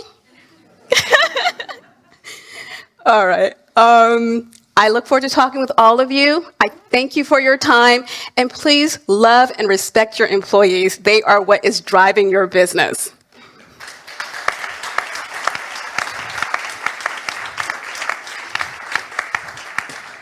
So much, Semone. Thanks a lot. I think that was the quickest Q&A round. You look very happy. Und wir sind back on stage, bereit für die nächsten 2 Pitches. Ich fand auf jeden Fall den ersten Teil hier schon sehr beeindruckend und bin gespannt, was jetzt noch folgt.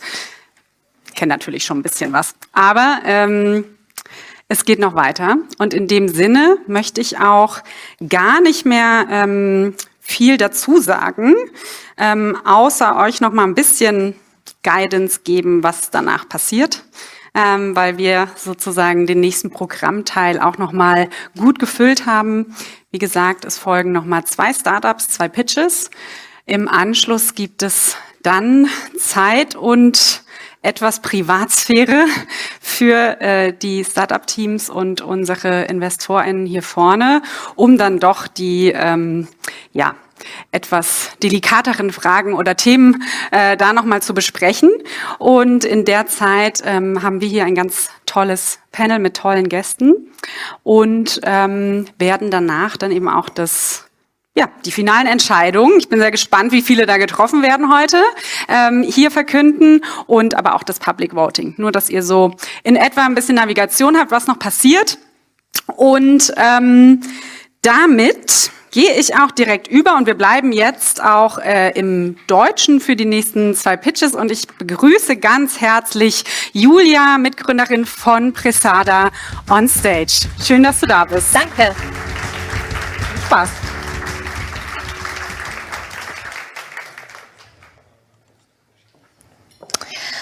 Hallo zusammen, ich bin Julia, Co-Founderin von Presada, einem KI-Startup.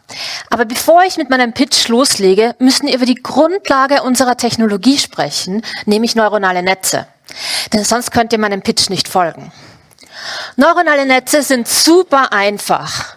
Matrixmultiplikation, Nichtlinearität, einmal durchrechnen, easy peasy. Die wahre Magie passiert, wenn das Netzwerk lernt. Das heißt, wir leiten die Loss-Funktion nach dem Output ab, wenden die Kettenregel an und ich habe euch wahrscheinlich schon verloren, als ich die Folie hochgezogen habe, oder? Index falsch. Also, was hätte ich jetzt besser machen können, bevor ich auf die Bühne gehe? Präsentationstraining wäre nicht schlecht gewesen, oder? Teurer Coach ist leider in unserem Budget noch nicht drinnen. Also, was hätte ich gemacht? Ein Video aus einer E-Learning-Bibliothek geschaut, ein Buch gelesen oder einen On-Site-Kurs besucht.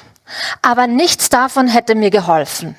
Ich hätte euch trotzdem verloren.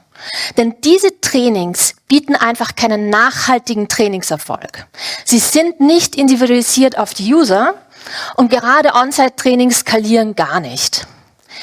Deshalb haben wir Presada entwickelt, unseren KI-Kommunikationscoach, den ihr überall nutzen könnt, wann es euch am besten passt.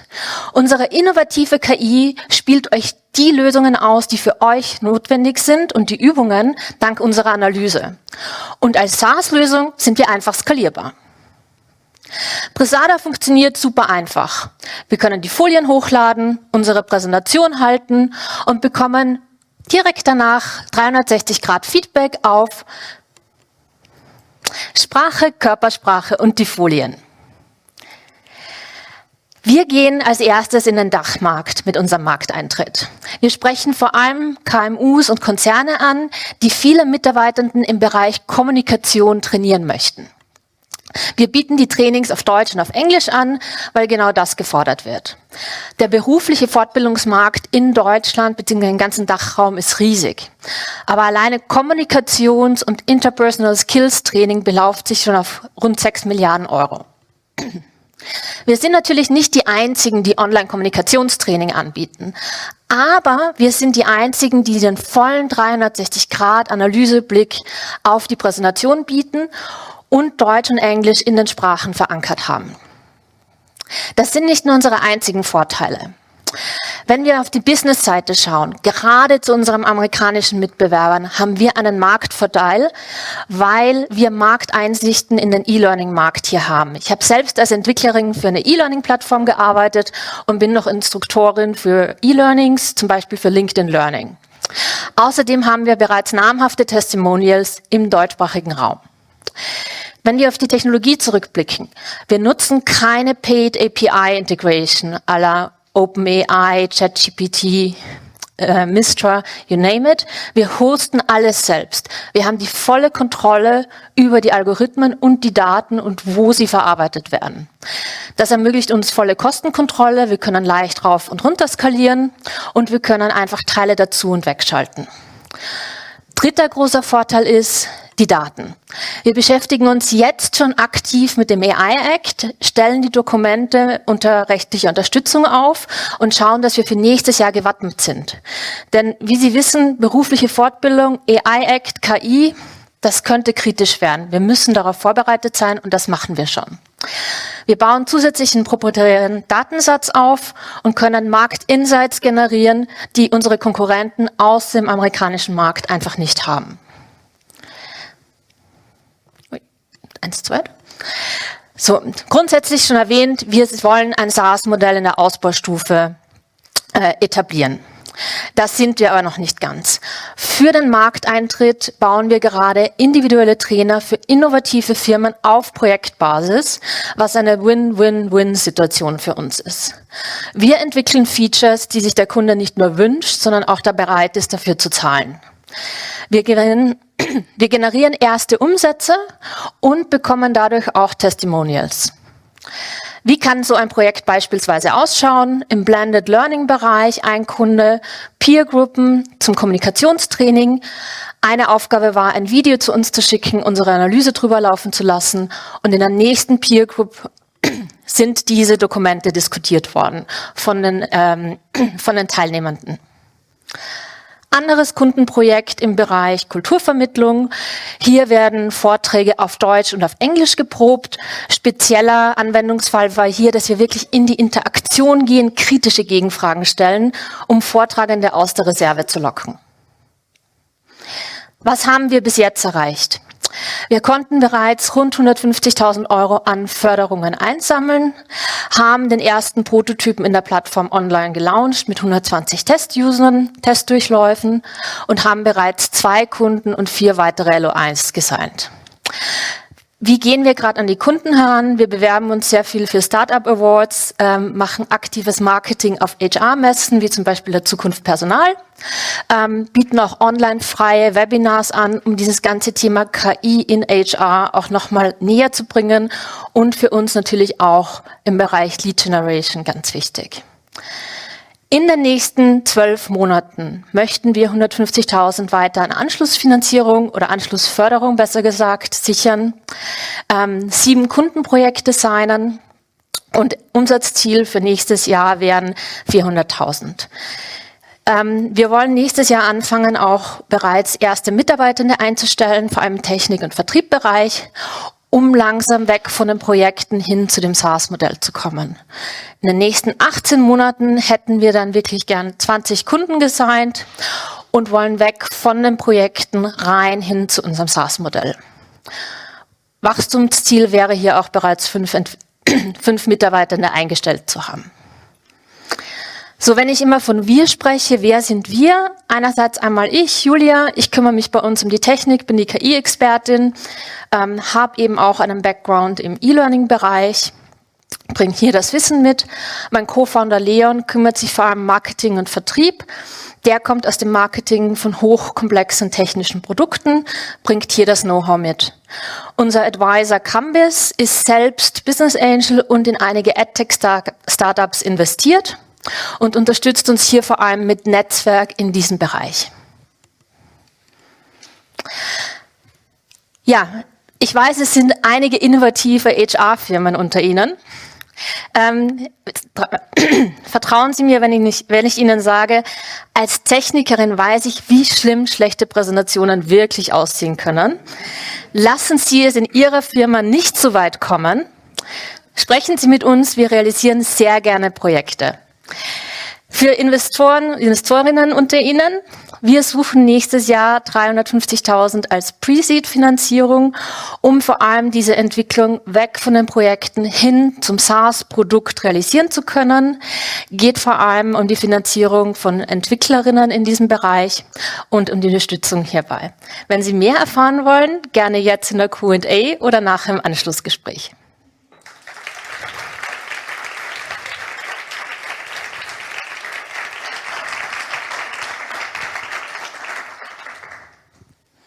Soll ich mal anfangen? Ihr seid ja sehr technikbasiert und auf der anderen Seite beurteilt ihr ja, also neben den Folien, das ist ja eine recht formale Geschichte, Körpersprache, Rhetorik. Wo kommt das Know-how her? Und wie beurteilt ihr das? Und zum Beispiel auch, also mich würde dieser ganze, die weichen Faktoren jetzt nicht technikgetrieben sind, sondern also auch Körpersprache zum Beispiel im Stehen. Also stelle ich mich, aber mal ganz praktisch, stelle ich mich vor eine Kamera oder wie? Also vielleicht kannst du den Prozess nochmal beschreiben. Und also wie er es erfasst und auch wie er es dann bewertet. Ja, gerne. Also wenn ich davon spreche, wir sind ein KI-Startup. Wir nutzen KI in erster Linie, um diese Sensordatenauswertung zu machen. Kamera, Mikrofon, Bildverarbeitung für die Folien. Diese Auswertung, da nutzen wir Machine Learning, das sind einfach die stärksten Algorithmen. Wir bekommen dann aber ein Feature-Set draus, was wir beurteilen können. Also zum Beispiel, wir wissen, wie viele Wörter mit welcher Geschwindigkeit gesprochen worden sind. Und diese Bewertung, ob das jetzt gut oder schlecht ist, die können wir aus der Literatur ziehen, sofern es dafür Metriken gibt. Also Sprechgeschwindigkeit ist relativ einfach. Im deutschsprachigen Raum gibt es da einfach gewisse Grenzen, die wir als angenehm oder als nicht mehr angenehm empfinden. Das können wir anwenden. Wir haben in unserem Netzwerk relativ viele Speech-Coaches, die wir auch konsolidieren, natürlich gegen Vergütung und die uns dann auch Insights geben, wie sie Sachen bewerten. Grundsätzlich schaut das Training gerade so aus, dass man wirklich vor dem Laptop sitzt. Das heißt, es geht viel auch um Online-Präsentationen. Ausbaustufe für die Bühne, also das wäre dann so ein bisschen ein Traum, aber sehr weit in der Zukunft, dass wir wirklich Räume anfangen ausstatten mit 3D-Kameras, damit man eben dieses Thema, stehe ich hier mit einer offenen Pose, möchte ich etwas schließen, dass wir das reinkriegen. Aber alles, was wir nicht in der Literatur gerade finden, kommt von diesen spezialisierten Coaches. Jetzt komme ich aus einer Unternehmensberatung, wir haben es ja nicht so mit Präsentationen und Folien. Ja. Sehe ich das Potenzial jetzt nicht, aber trotzdem frage ich mal, wie muss ich mir das vorstellen dann vom Coaching? Also wenn ich jetzt wirklich konkret mal überlege, bei uns junge Berater, die machen eine Woche so ein Coaching, dann gibt es natürlich ein paar Testpräsentationen und so weiter. Was empfiehlst du? Wie häufig macht man das dann mit einer Präsentation? Macht man das nur für eine konkrete Präsentation oder ist das wirklich so ein Entwicklungsbaustein? Hat natürlich auch Auswirkungen aufs Pricing, nehme ich mal an. Ne? Gibt's da schon so Erfahrungswerte oder zumindest Ideen, wie ihr euch das vorstellt? Ja, genau. Also wir möchten daraus jetzt weg vom, also das ist jetzt nur mal rein das Analyse-Tool vor allem vorgestellt gewesen. Wir bauen daraus eine komplette Learning Experience, wenn es ums Thema Kommunikation geht. Heißt, man startet mal rein mit zum Beispiel einer Präsentation, die man hält. Und dann kommt eine Analyse heraus. Wir wollen dann gezielt zu den Metriken, die wir ausspielen, wirklich kleine Übungsnuggets vorschlagen. Zum Beispiel Sprechgeschwindigkeit. Dass man da wirklich mit so einer Art Karaoke-Spiel reingeht und mal probiert, okay, wie fühlt es sich für mich an, langsamer zu sprechen oder auch schneller zu sprechen. Und das hilft eben, also diese Nuggets, die werden dann über das ganze Jahr hinweg ausgespielt. Also wir würden es gerne immer auf ein Jahr ansetzen und so einzubauen, dass sie in den Arbeitsalltag leicht integrierbar sind. Also ich komme jetzt eben aus diesem E-Learning-Bereich. Wir haben gerade harte Vorgaben, wenn wir ein Video drehen, die müssen am besten 5 Minuten und nicht länger sein.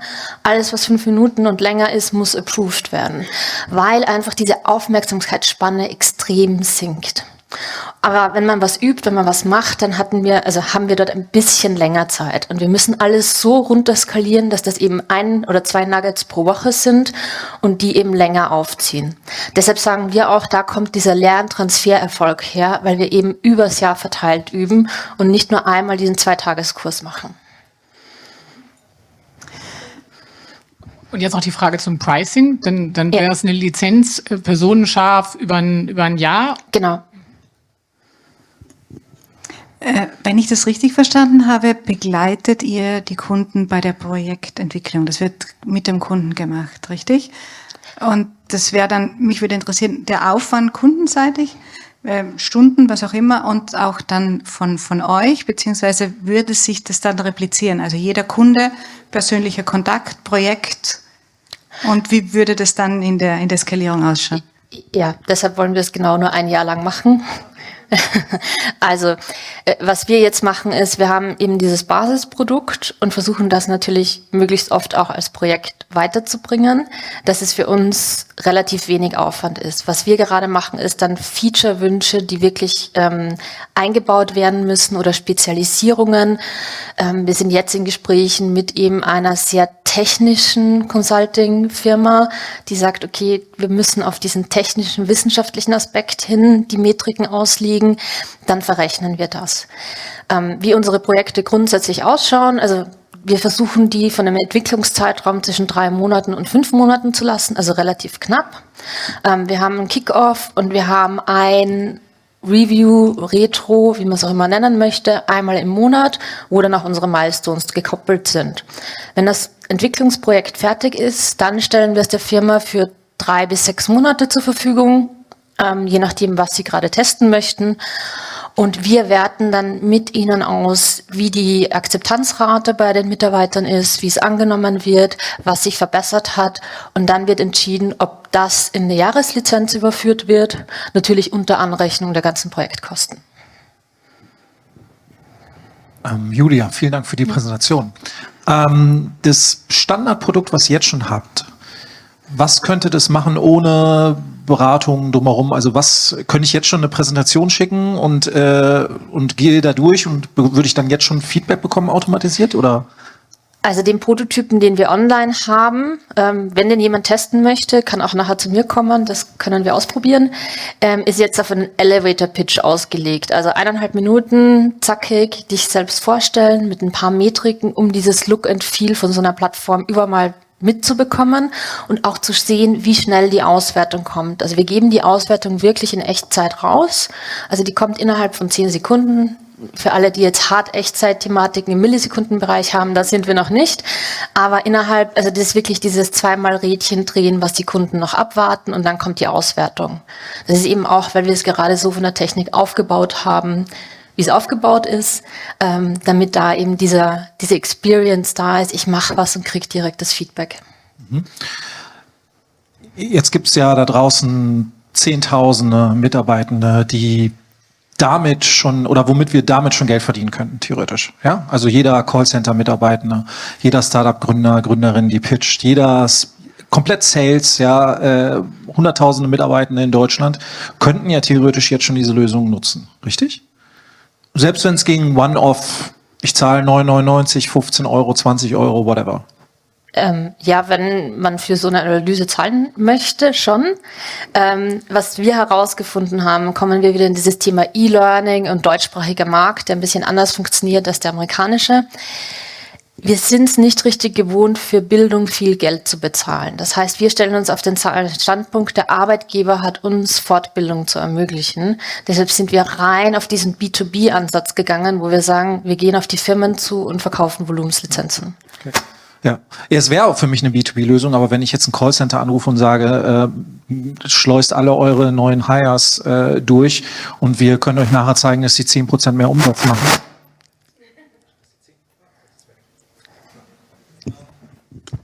Jetzt geht's wieder, danke. Dass die 10% mehr Umsatz machen, wird ja jeder machen. Ist ja kein Weiterbildungsthema, ist ja, wie verdiene ich mehr Geld-Thema. Also ich habe es mir nicht so einfach im Vertrieb vorgestellt. Ich komme auch nicht aus dem Vertrieb, aber im Prinzip ist das, was wir gerade machen. Also wir schreiben, rufen die Firmen an, sind in Contact Points und verkaufen es eben damit, jetzt eben noch unter dem Deckmantel Projekt. Warum auch? Also wir haben die ganze IT-Infrastruktur zum Rauf- und Runterskalieren in der Cloud. Die ist noch nicht so weit, dass wir sagen, okay, wir könnten da jetzt 20.000 Leute jetzt auf einmal durchschleusen. Die Technik ist da, es ist so aufgebaut, aber wirklich diese Implementierung, die ist für nächstes Jahr geplant. Uns geht es jetzt vor allem um die Features. Okay, und eine letzte Frage hätte ich noch. Habt ihr mal, also du hattest genannt, es gibt dann irgendwie Fachliteratur, die eben ihr dann nutzt dafür und ihr arbeitet dann mit externen ExpertInnen zusammen. ist bei euch auf dem Plan, das auch irgendwie wissenschaftlich zu validieren? Weil es gibt ja, also ich kenne im Recruiting gibt es diverse Lösungen, die irgendwie Sprache analysieren wollten oder Optik analysieren wollten oder wie ich Video-Interviews analysieren wollten. Das lief dann manchmal auch in Probleme rein, wenn einer irgendwie People of Color war oder wenn er zu langsam gesprochen hat oder nicht Muttersprachler war und so weiter. Also es war dann gar nicht so trivial. Plant ihr das irgendwie wissenschaftlich zu validieren, das Thema?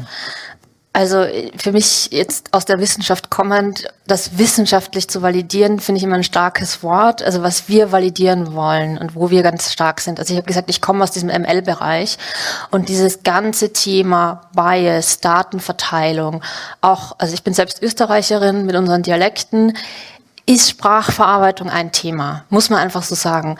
Und wir haben jetzt eben angefangen für uns konsequent durchzutesten, also gerade Thema Sprachverarbeitung. Wir sind einmal von Hamburg über München, Klagenfurt, Wien, einfach so ein Ringerl geschossen und haben geschaut, ob dann das Transkript, ob das noch so funktioniert, wie es geht. Also die Sachen machen wir jetzt schon, die müssen wir machen. Also das muss vom technischen Standpunkt her passieren.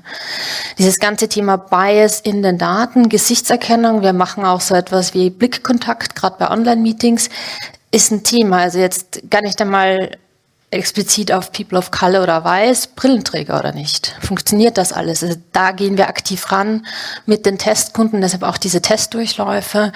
Das müssen wir, also das validieren wir. Ich würde es jetzt einfach nur nicht wissenschaftlich nennen.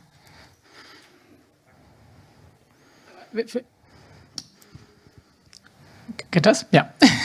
Aber vielleicht auf deine Frage, Ben, damit ich dann auch verstehe, die Funktionalität, die ist ja jetzt sehr unterschiedlich anwendbar. Also die könnte man ja in der Tat jetzt auch im Recruiting nehmen, theoretisch, oder? Ja, also wie gesagt, wir sind sehr early stage. Wir probieren auch gerade viel aus. Also wir sind jetzt eben von der Zukunft Personal zurückgekommen, haben die Idee auch den ganzen Jobportalen gepitcht. Wir sagen, hey, ihr hättet ein Goodie, wenn ihr so ein Tool wie uns dazuschaltet, damit Bewerbende einfach das Interview vorher üben können. Wie gesagt, wir sind da sehr stark am Austesten, wo jetzt der Geldstream ist, wo wir das einsetzen und wollen das eben mit diesen Projekten realisieren.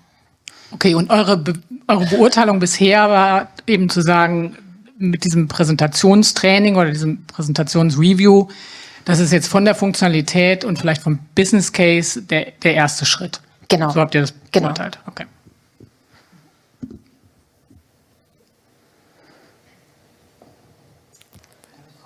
Da habe ich doch noch eine Frage. Was hättest du denn als Gefühl, was das so im Monat kosten würde für ein Unternehmen? Also wenn wir wirklich also wirklich Kleinstlizenzen, weniger 10 rechnen, wir sagen, wir vergleichen uns ganz klassisch mit dem 2-Tage-Vor-Ort-Kurs, mit Haufe-Kursen. Die verlangen jetzt je nach deutscher Großstadt 2.000 bis 2.500 für diese Kurse. Für eine Jahreslizenz in dem Kleinstbereich würden wir 1.000 Euro nehmen. Wenn wir dann eher Richtung 50 Lizenzen und mehr gehen, dann kommen wir irgendwo in den Bereich zwischen 300 und 450. Da sind wir aber auch gerade stark am Validieren, wie viel es dann wirklich benutzt wird, was auf unserer Seite die Serverkosten sind, damit wir das gegenrechnen können. Und ja, die Endausbaustufe, wenn man denkt, okay, wie skaliert diese Art von Produkt wirklich, wäre eine White-Label-Lösung für E-Learning-Plattformen. Also die haben ja das Problem, die müssen ja Content generieren, damit sie die User halten. Und so ein Tool ist halt ein netter Gimmick, man kann aktiv was machen, das ist neu, das ist weg von diesen Quizzes, weg von irgendwelchen Multiple-Choice-Fragen. Und das ist für uns so die Skalierung, aber die ist dann halt nach den 18 Monaten erst. Und wie viel Euro Umsatz plant ihr in 5 Jahren? In 5 Jahren, ich bin froh, oder in 3? Ja, in den 18 Monaten, also in den ersten 1,5 Jahren planen wir auf 1,5 Millionen zu kommen, eben mit diesen 20 größeren Testkunden-Testprojekten, die wir da reinholen möchten. Und wir hoffen, das skaliert dann über die SaaS-Lösung anders als über diese 20 Projekte. Okay, ich glaube, du wurdest fertig gegrillt. Danke. Wundervoller Pitch. Sehr toll geantwortet. Danke, Julia. So, Und es gibt noch eine Julia. Julia von Team Cully wird euch jetzt noch mal mitnehmen und ganz herzlichen Applaus für dich. Viel Spaß.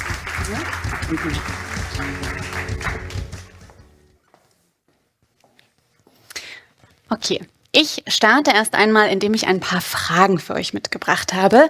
Als allererstes, wer hier im Raum hat schon immer richtig coole Onboarding-Erfahrungen gemacht? Hat immer irgendwie gewusst, wo er oder sie hingehen muss? Und wer hat genau alle Informationen vom ersten Tag auch tatsächlich im Kopf behalten? Doch so viele. Wunderbar. Und wer hier der anwesenden Menschen ist denn für diese Onboarding-Erfahrungen zuständig, hat immer vollsten Support aus dem C-Level und hat immer alle Ressourcen bekommen, die er oder sie je angefragt hat. Sei es Zeit, Ressourcen, wunderbar, oder auch Manpower. Herzlichen Glückwunsch. Genau. Aber in der Regel, für all diejenigen, die es nicht gesehen haben, also es gab nur eine Meldung, das deckt sich auch tatsächlich mit meinen Erfahrungen. Also, wie wir schon gehört haben, ich bin Julia. Ich habe die letzten 10 Jahre im Employer Branding gearbeitet, habe unter anderem für Amazon 5 Länder aufgebaut und hochskaliert und war die letzten Jahre als Beraterin in kleinen Unternehmen, aber auch in DAX-Konzernen unterwegs. Und ich kann zumindest schon einmal positiv berichten, es gibt immer mehr Unternehmen, die verstanden haben, dass es um die Bindung der Mitarbeitenden geht, wenn wir nach einem Schlüssel suchen, wenn wir uns die demografische Entwicklung anschauen. Es gibt auch weitere Studien, die belegen, dass wenn wir uns wirklich um das Thema Onboarding kümmern, dass wir eine erhöhte Bindung haben, dass wir eine gesteigerte Produktivität haben und dass wir das Risiko minimieren, dass Mitarbeitende das Unternehmen im ersten Jahr direkt wieder verlassen. Stellt sich mir die Frage, für euch vielleicht auch, warum lassen denn so viele Unternehmen genau dieses Potenzial auf der Straße liegen? Und meine Beobachtung, Vermutung ist, dass einfach viel zu wenig in HR investiert wird und HR leider noch nicht immer überall am Strategietisch sitzt. Und ich kann mich gerne weiterhin darüber aufregen, wie ich das die letzten Jahre getan habe, aber es bringt leider nichts. Deswegen haben wir uns gedacht, wir gehen das Ganze einfach von der technologischen Seite an, weshalb ich euch heute einmal Cully vorstellen möchte. Cully ist im ersten Schritt ein Onboarding-Tool, was mit einem AI-Assistant um die Ecke kommt. Wir bieten eine ganz strukturierte Anwendung an, sodass Mitarbeitende im ersten Schritt wirklich ganz ohne Stress, ohne Druckbetankung, in ihrer eigenen Zeiteinteilung all diese Informationen, die Unternehmen ihnen zur Verfügung stellen, ganz in Ruhe verarbeiten können und auch verinnerlichen können. Im zweiten Schritt ist es aber auch so, dass wir Unternehmen verschiedene Informationen abfragen, wie zum Beispiel, was sind denn eigentlich eure Werte oder wie kommuniziert ihr denn eigentlich untereinander, was ist so euer Leadership-Stil? Einfach weil das die Grundlagen sind, die für Unternehmenskulturen total wichtig sind, aber auch für das Thema Employer Branding. Und so können Mitarbeitende immer direkt schauen, hey, ist denn da ein Match oder gibt es da vielleicht noch eine kleine Lücke, die man irgendwie überbrücken muss? Und ich muss sagen, wenn ich an meine Zeit mit den Unternehmen zurückdenke, bin ich so ein bisschen desillusioniert worden. Einfach deshalb, weil viele Unternehmen zwar inzwischen Employer Branding anfragen, aber keiner wirklich Interesse daran hat, sich mit dem Thema Unternehmenskultur auseinanderzusetzen. Ja, und ich ganz viele Unternehmen tatsächlich erlebt habe, die keine Ressourcen in FTEs investieren. Und deshalb haben wir eben gesagt, wir gehen das Ganze von der technologischen Seite an. Sollte es Unternehmen da draußen geben, Spoiler, es sind relativ viele, die keine Ahnung haben, wo sie anfangen sollen, wenn es um das Thema Werte geht oder auch um das Thema Mission, haben wir deshalb einen AI-Assistant mit an die Seite gestellt, der einfach mit ein paar Informationen gefüttert werden will, basierend auf den Fragen, die wir zur Verfügung stellen, sodass dieser AI-Assistant bei der Content-Erstellung mit unterstützt. Wir sind eine webbasierte Anwendung, die es sogar Unternehmen ermöglicht, noch zeitiger im Prozess anzusetzen, zum Beispiel im Preboarding. Ja, wir gehen jetzt erstmal auf unsere Beta-Unternehmen, arbeiten mit denen gemeinsam daran, dass wir wirklich einen ganz niedrigen Einstiegspreis anbieten, keine weiteren Kosten, keine Setup-Fees oder ähnliches, weil wir einfach gemeinsam schnell lernen wollen und schauen wollen, wo ist jetzt hier der Product Market Fit, ja, welche Features braucht es vielleicht noch, an die wir noch nicht gedacht haben, um dann später im Verlauf weiterzugehen. Unser Zielmarkt ist erstmal, sind die Scale-Ups, ganz simpel, ehrlicherweise, weil natürlich haben wir dort die meisten Anknüpfungspunkte. Ja, die stellen weiterhin ein, die haben auch einen gewissen Zeitdruck, einfach um schneller noch zu wachsen. Und erst im späteren Verlauf fokussieren wir uns sozusagen auf die mittelgroßen Unternehmen, weil auch die immer weiter an diesem Positionierungsdruck landen. Wie generieren wir unsere Kunden? Wir haben das aufgeteilt in 3 Bereiche. Als allererstes fokussieren wir uns auf unsere bestehenden Netzwerke. Ja, wir gehen auf bestehende Kunden oder aber auch auf bestehende Kanäle, wie zum Beispiel LinkedIn oder aber eben auch WhatsApp-Gruppen in unseren HR-Communities, die ja heute auch hier anwesend sind, und gehen dann im zweiten Schritt sozusagen in Richtung der HR-Consultants und aber auch der HR-Agencies und weitere Unternehmen, weil wir glauben, dass wenn wir gemeinsam in die Kollaboration gehen, wir Multiplikatoreneffekte kreieren können. Und außerdem vergrößern wir unseren Reach, indem wir auf Messen aktiv sind. Erst im dritten Schritt gehen wir dann in Richtung Paid Media. Der Wettbewerb, wie wir heute vielleicht auch schon immer mal gehört haben, ist relativ aktiv, was den Onboarding-Markt betrifft. Und ich muss sagen, ich freue mich darüber, denn alles, was in diese Richtung geht, finde ich immer erstmal total toll. Und am Ende muss man aber auch sagen, dass viele Unternehmen, ich habe hier ein paar aufgelistet, es gibt noch einige mehr, die sich mit dem Thema Onboarding auseinandersetzen, dass die vorrangig in Richtung Checklisten gehen und wirklich diesen Admin-Fokus haben, was, wie gesagt, überhaupt nicht schlecht ist, also besser als gar nichts zu haben. Gleichzeitig ist es aber auch so, wenn wir diesen ganzen Diskussionen auf LinkedIn folgen oder auch verschiedenen Studien Gehör schenken, wissen wir, Gen Z, die Millennials, ja, sie wollen wissen, warum soll ich jetzt bei euch arbeiten? Warum seid ihr das Unternehmen? Matchen unsere Werte. Also das heißt, dieser Fokus in Richtung Kultur, das ist der Punkt, warum Menschen ans Unternehmen gebunden werden. Und deswegen ist das unser Fokus, dass wir uns auf Werte, Kommunikationsstile und so weiter fokussieren. Außerdem agiert Cully als eine Art Intranet. Ja, das heißt, das Unternehmen lädt einmal alle Informationen hoch und Mitarbeitende können immer wieder vor und zurückgehen, können immer wieder zurückkommen und nochmal gucken, wie war das jetzt mit dieser Reisekostenrichtlinie oder wie buche ich jetzt diesen einen Meetingraum? Also da besteht einfach immer noch weiteres Potenzial. Und wir beschäftigen uns schon wirklich lange mit der Frage, wie können wir Organisationen befähigen, Employee Experiences zu bauen, die Talente vor allem binden. Und ich habe ganz viel über das Thema Onboarding gesprochen. Das hat einen ganz einfachen Grund. Es gibt dort noch keine verbrannte Erde zwischen Unternehmen und Mitarbeitenden. Und ganz ehrlich, das ist der Grund oder das ist der Moment, wo Unternehmen die neuen Mitarbeitenden nehmen sollten, um sie zu BotschafterInnen zu konvertieren. Denn das, liebe Leute, ist der heilige Gral im Employer Branding.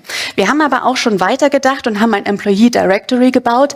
Hierbei geht es darum, dass wir tatsächlich Fähigkeiten in den Mittelpunkt stellen, weil auch da geht es uns darum, wie können wir HR-Unternehmen unterstützen, dass sie nach innen schauen.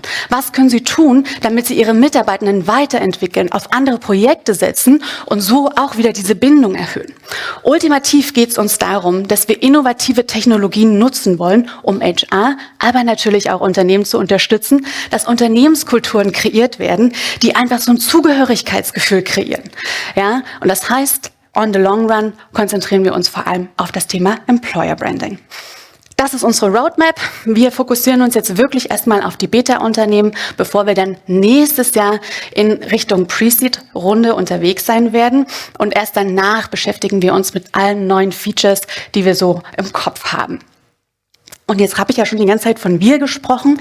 Das ist das Team, was aktuell hinter Cully steht.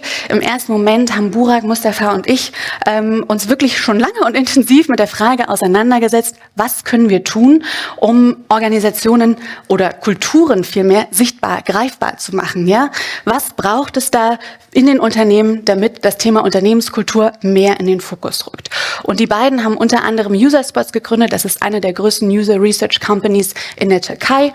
Ich habe mit Unwind Your Mind auch meine Company gebootstrapped aufgebaut und wir holen uns jetzt aber weitere Unterstützung dazu, zum Beispiel durch Philipp, der als Head of HR in verschiedenen Companies hier in Berlin auch unterwegs war und mit Flora, die als Global Brand Strategist in anderen Companies ihre Erfahrungen gesammelt hat und diese dann auch bei uns mit integrieren kann. Zum Schluss, wir brauchen eure Unterstützung. Also wir suchen auf jeden Fall weitere Beta-Unternehmen. Wir suchen HR-Consultants und Agenturen, Unternehmen, die mit uns gemeinsam in die Kollaboration gehen wollen. Und wir gucken natürlich auch in Richtung unserer InvestorInnen, weil wir nächstes Jahr dann in Richtung der Pre-Seed-Runde gehen werden. Vielen lieben Dank.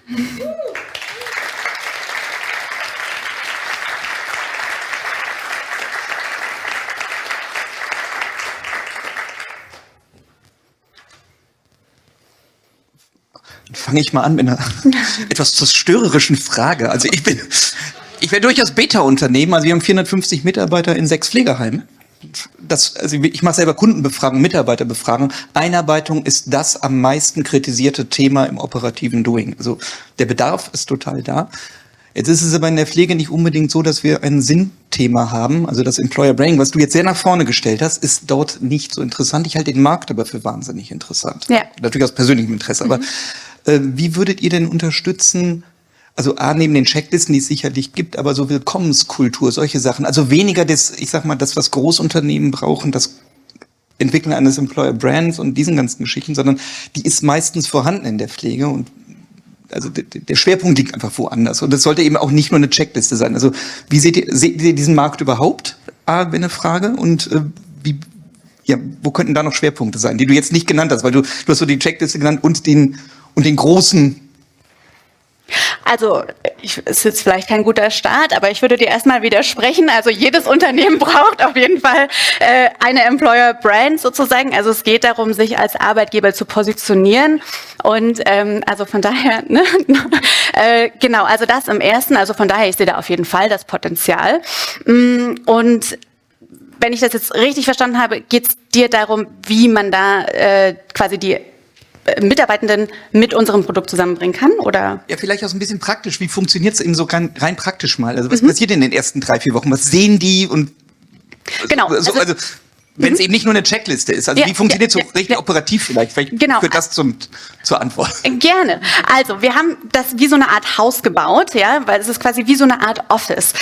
Und das heißt, die Menschen können da durchgehen, also die Mitarbeitenden können dann da entsprechend durchgehen, ja, und bewegen sich durch verschiedene Räume hindurch und können da die ganzen Informationen aufnehmen. An Tools ist alles da, also das heißt, es kann ein Video sein, es kann eine Audiobotschaft sein, es kann ein PDF sein, also das, was Unternehmen sozusagen zur Verfügung stellen als Information, das wird dann da abgebildet.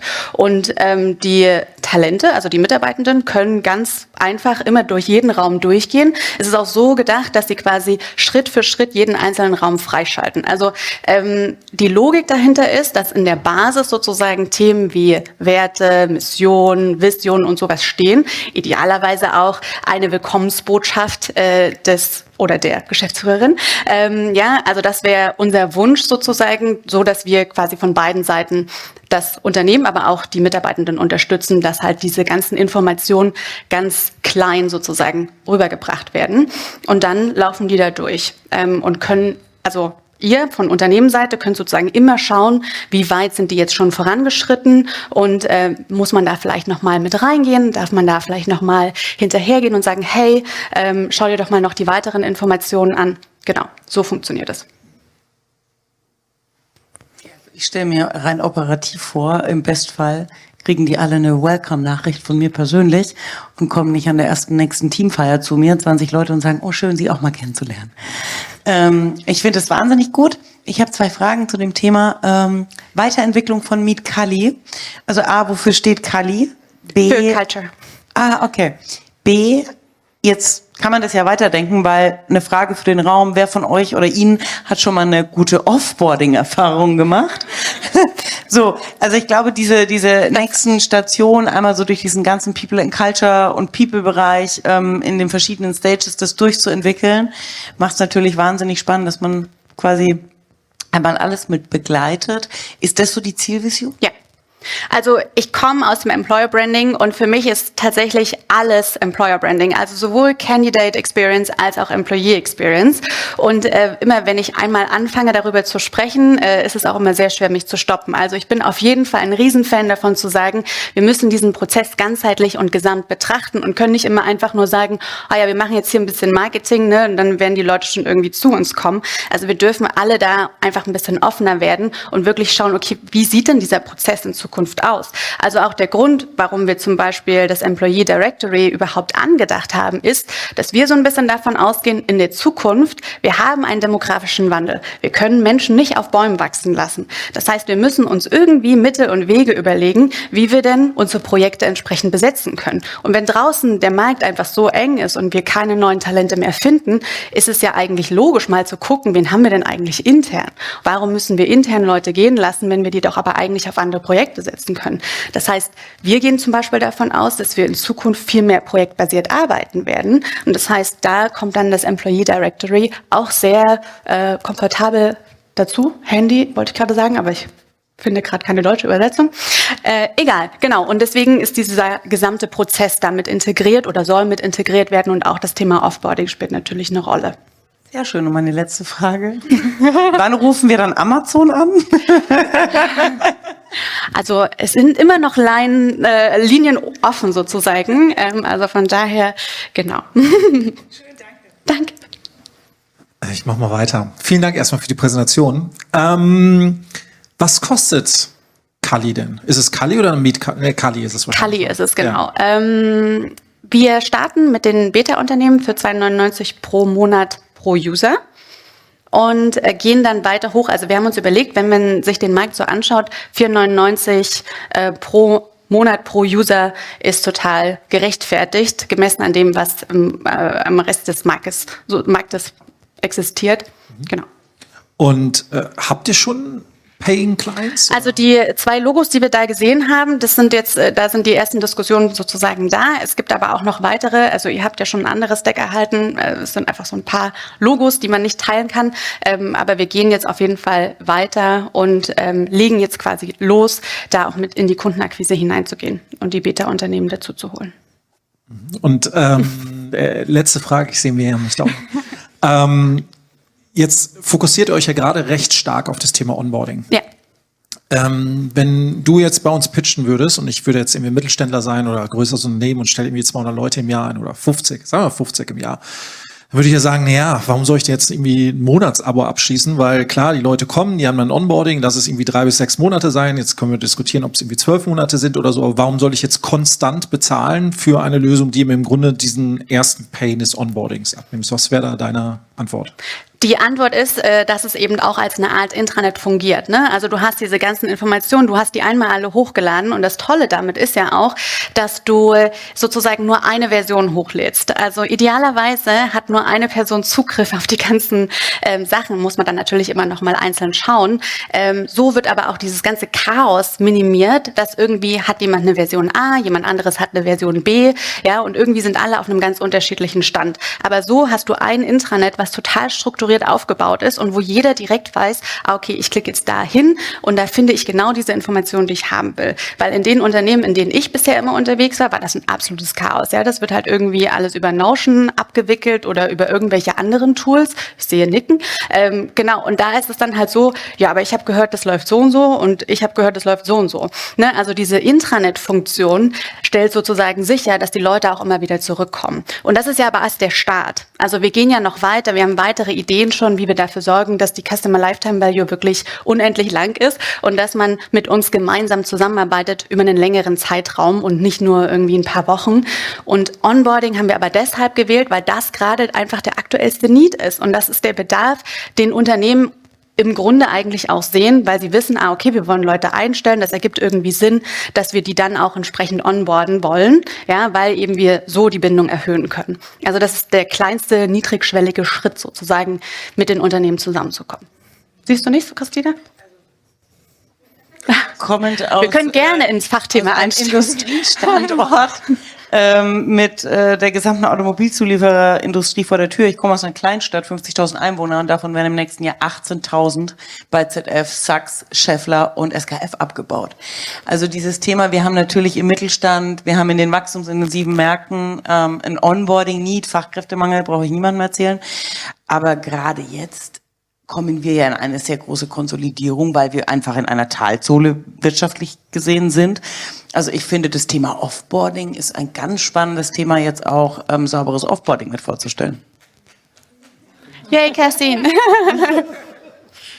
Ja, ich meine, das ist doch ein super spannender Punkt auf jeden Fall. Also liebe ich total, weil ich habe auch mit einigen Unternehmen zusammengearbeitet und da sehe ich das auch. Gleichzeitig sehe ich halt auch, okay, in den nächsten 5 Jahren, Leute, wir laufen gegen eine Wand. Ja? 2030, wir wissen das alle, die Boomer sollen in Rente gehen. Also von daher ein total valider Punkt, finde ich super, gibt uns direkt zu denken, dass wir das auch direkt mit integrieren können. Also danke. Vielleicht, also ob Onboarding oder Offboarding, wie wäre denn der Setup? Ne? Also was muss ein Unternehmen angehen, um quasi den Setup sicherzustellen? Ich komme natürlich vor der Frage, ein Großteil hat ja eine Legacy. Ne? Also da ist vielleicht jetzt ein Oracle Onboarding, manche machen es mit Taleo vielleicht noch oder jetzt hier in Deutschland vielleicht Personio oder Workday und verschiedene andere Intranet-Lösungen etc. Habt ihr auch hier überall APIs oder bedeutet das Doppelsicherung? Gibt es da schon Setup? Gibt es noch kein Setup für. Ist halt alles mit sozusagen ein Punkt, den wir quasi berücksichtigen und weshalb wir erstmal mit den Beta-Unternehmen starten wollen, weil ich habe mit ganz vielen Unternehmen gesprochen, die eben noch nicht mal das haben. Also die haben noch nicht mal irgendwelche Onboarding-Tools, Systeme oder sonst irgendwas. Also ich kann jetzt nicht so weit ins Detail gehen, aber da ist quasi nichts. Ja? Da ist trockene Wüste und das heißt, da können wir erstmal anfangen und schauen, wie gehen wir da jetzt vor, weil wir uns wirklich vorrangig erstmal auf das Produkt fokussieren und dann im weiteren Schritt über diese ganzen Dinge der Anbindungen eben entsprechend nachdenken. Okay, das bedeutet aber, ohne aber, das bedeutet, dass die notwendigen Dokumente, die wären quasi bei euch auf dem Server alle. Ne? Die müssten da auch aktualisiert werden, dann müsste ein Dokumentenmanagement dahinter stehen, um die Version sicherzustellen etc. Das würde dagegen laufen. Okay, alles klar. Eine Frage noch zu den Wettbewerbern, Benchmark. Ihr positioniert euch ja Richtung Kultur so in der Grafik. Wo sind denn heute für euch im Vergleich zum Wettbewerb so ein bisschen die Schwächen, die Herausforderungen, wo ihr noch ein bisschen am Knabbern seid? Naja, wir sind noch relativ jung, ne? Also wir sind ja noch nicht mal am Markt sozusagen so tief drin, dass wir jetzt sagen können, okay, wir haben zum Beispiel diese Anwendungen oder sowas, also dass wir da sagen können, wir sind wir können es mit denen entsprechend aufnehmen. Ich glaube aber, dass einfach die Erfahrung, mit der wir um die Ecke kommen, zumindest aufzeigt, wo es den Need eigentlich gibt. Und wir kommen eben aus der HR-Brille heraus und nicht aus irgendeiner Sales-Brille. Will ich jetzt gar nicht irgendwie niederreden. Genau. Also ich glaube eher, dass wir ein großes Potenzial haben, weil wir mit den Kunden schon viel gesprochen haben und den Need dort entsprechend sehen. Um die Frage positiv zu beantworten. Angenommen. Okay, danke.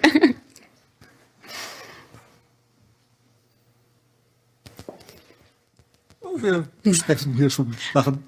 Okay. Schon Sachen, ja, so. Wir hören das hier im Off. Okay, das heißt, herzlichen Dank, Julia. Erstmal nochmal Applaus.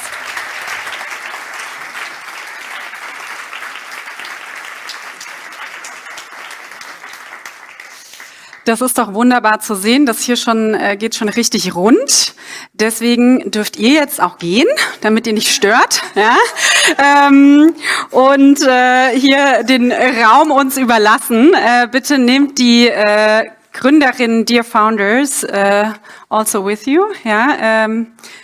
Founders and investors will now have time to discuss further details. And we also heard that some information was not shared. So you're going to leave the room now, and we're quite excited to find out what you will come back with. So see you later. For everyone else, please don't leave the room. Yeah.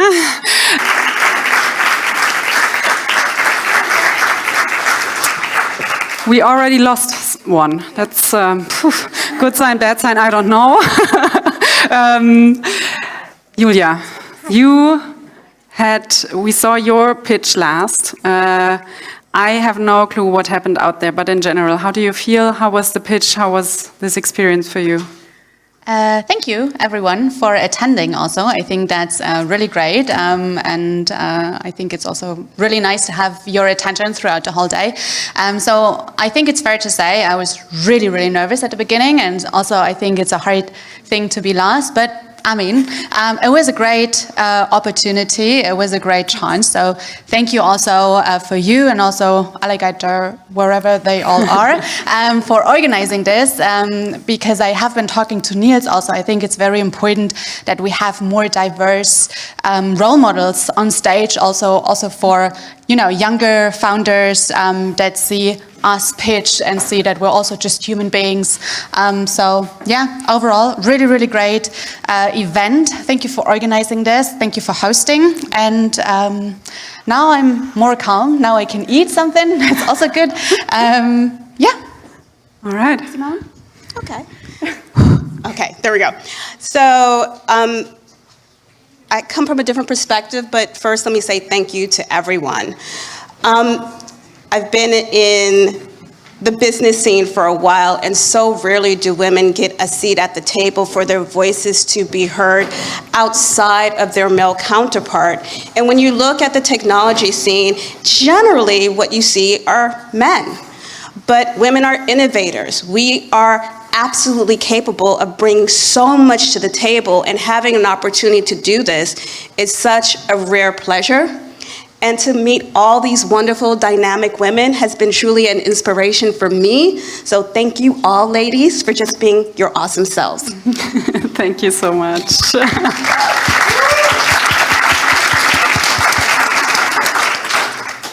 I mean, I don't know how to add to that. Maybe one thing I would say is that there's several of us here who are, I would use the word expats, but also immigrants. So make sure to support bringing in good talent to help your business being successful, especially at this time.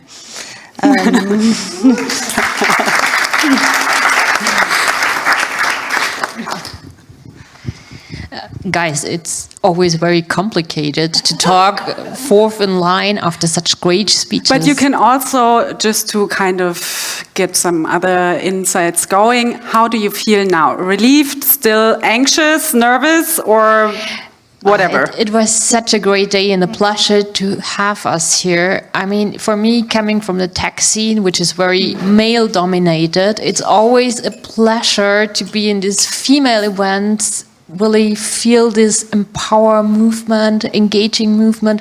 Everyone supports everyone. I mean, it's so great. And yeah, thank you for having us. Thanks for being here. Yeah, big thank you, of course, as well from our side. Really enjoyed the time with all of you, wonderful founders. And I think this event was really unique. I've never seen an event like this. It felt like being on Dragon's Den, or what is it called? But really fun experience as well, and really enjoyed it. Thank you so much. Thank you, Jana. Yeah, I guess I was the luckiest because I didn't have to pitch. And I was just answering some questions, but having really great conversation throughout the day. So great, thank you. Thank you so much. And for now, I would I give you the opportunity to sit down for a moment and stay with us. At least we got you all back. That's good. And thanks for the warm words. And I also see that all of you are back. I knew it. You are all already drinking wine. Be an investor. Well, okay. Anyhow, who is going to join me here on stage? Now you get up here because we actually want to know what else you did beyond having your first glass of wine, or maybe it's already the second. Get up here, please, and enlighten us. Are there any investment decisions? Are we all getting upset? Yeah, come.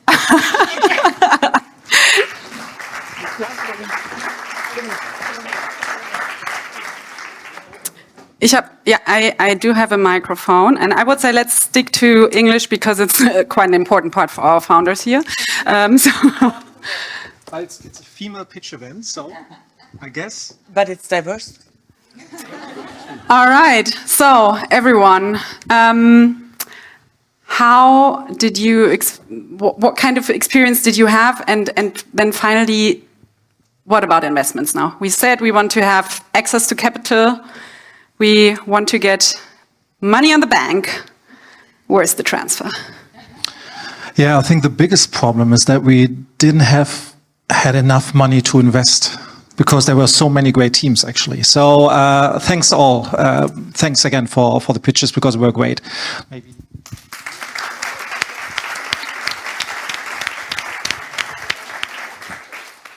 But yeah, we came to some decisions, I guess. Maybe Olaf, you want to start? I'm out of the group.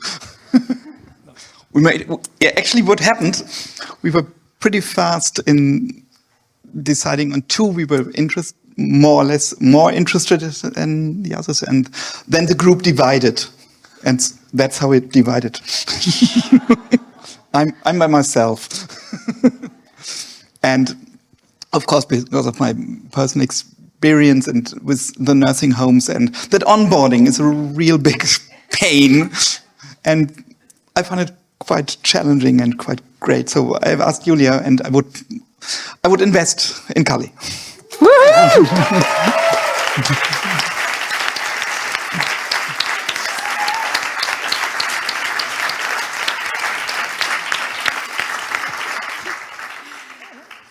So we will follow up on this. Congrats, Julia and team. Awesome at this early stage. Great. Perfect. Thanks, Olaf. Yeah, then I continue. I think, first of all, I would like to repeat what Ben already said, and I think my big congratulations to all teams. I enjoyed it very much because I learned a lot, and that's very, very grateful for this. When it is about investments, I think there are several considerations. It is about the market potential. We see, I think it's also the question on, is it the right moment for the market? Is it the right moment for this startup? No, I think there are a couple of things coming together at that point. And also from experience, I knew that some of my investments weren't that successful. So, of course, those are considerations we took into the decision. I would say into my decision. I don't want to speak for all of my decision. And I have to say that the first one, Beams, was the one where I really thought, okay, there's great market potential on the B2B side, also perhaps on the B2C side. There is, I think, also the right moment in terms of looking at the ROI, so return on investment on this. And of course, also great founders with the deep knowledge and really the passion and the spirit. And therefore, I'm up for investment on this.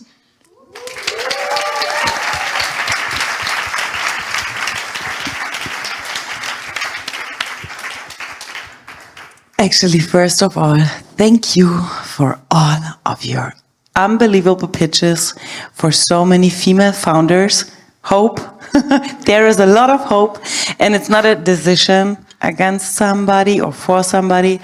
All of you were amazing, but my investment decision is also in the team Beams, due to the reason that I do understand the entire model and concept and the pitch, and I can bring a lot of network for you to the table. And especially, I'm coming out of the sales, and you only can sell a product where you're completely real, like committed to it and understand the entire thing. At the same time, you are the product who is solving my biggest pain point in the moment and the pain point of all of my customers. So I'm really happy to push and help and support and to invest in you. But at the same time, I'm also very, very excited to see all of you developing your products. And to follow you and to be on the side and also to push through LinkedIn to my networks with comments, with likes, whatnot, since we are connected from this day on. And I'm really excited to see all of your journeys. Thank you. Thank you.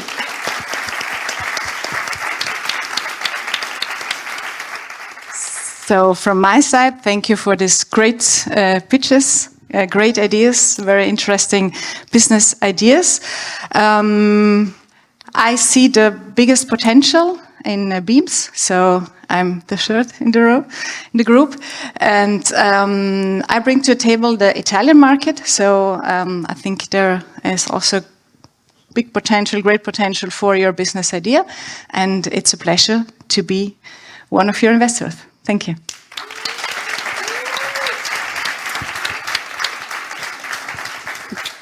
It sounds to me a bit like, because they said they do founder-led sales, this might transfer into investor-led sales now. Get ready, yeah? Exactly. Yeah? Okay, cool. Ben, but yeah, and what's you? Yeah, actually, in the break, I reached out to our head of finance and asked, like, how much money I can actually invest, because there are so many teams, but we normally just allocated 25K, and so I needed to take actually a decision to what team we invest as Allygatr, and it's also Beams.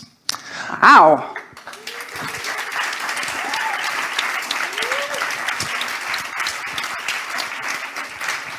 And I mean, you talk about like the market potential, and I think, and it was also somehow like a group decision that we said like, hey, we bring so much to the table as, I wouldn't even say 4 lions, but we are 4 alligators, to really bring the product into the market and really to grow it and to push it. So I'm really excited about it. Nice. And I'm going to try my luck, but I remember that there was, I think, a gap of 250K to fill or to top. Is that full? We already have 50% now. Okay. So we're working on the rest, but thanks a lot. Beams and Cully, please get on stage. Yeah, let's celebrate that.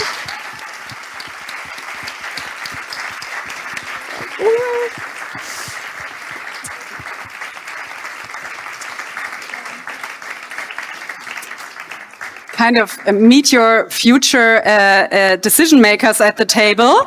But I also want to take this opportunity, and I think the investors already said, there is also, especially in angel money, there is usually a limited amount that you can invest and where you have to choose.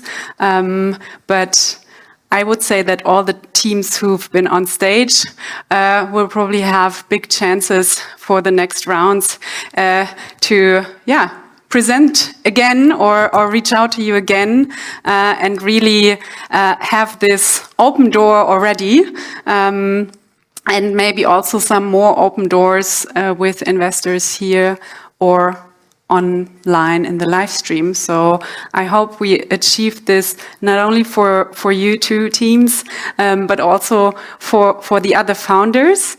But there is also a public voting, and I will allow you to leave you can go back and have a zip. Yeah, founders can also go back, and because before we go, or I actually get some support with the public voting results. And I would like to ask Henrike on stage for this. Big applause. And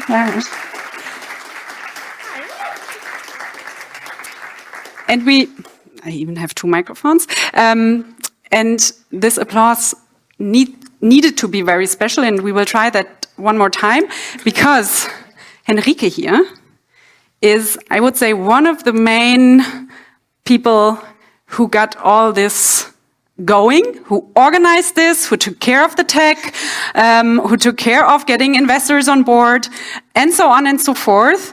I think Henrike knew everything, every minute about this event. Of course, next to the rest of the teams, which I will thank later, but Henrike is a super special person in this whole setup, so thank you so much for this.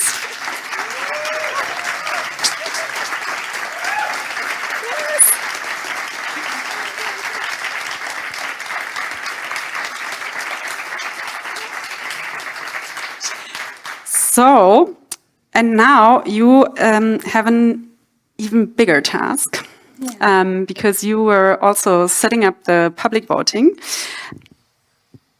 We have the top 3, I hope. Yes. Yes. Was it very close? The first winner is really clear. Okay. Yeah. Thank you.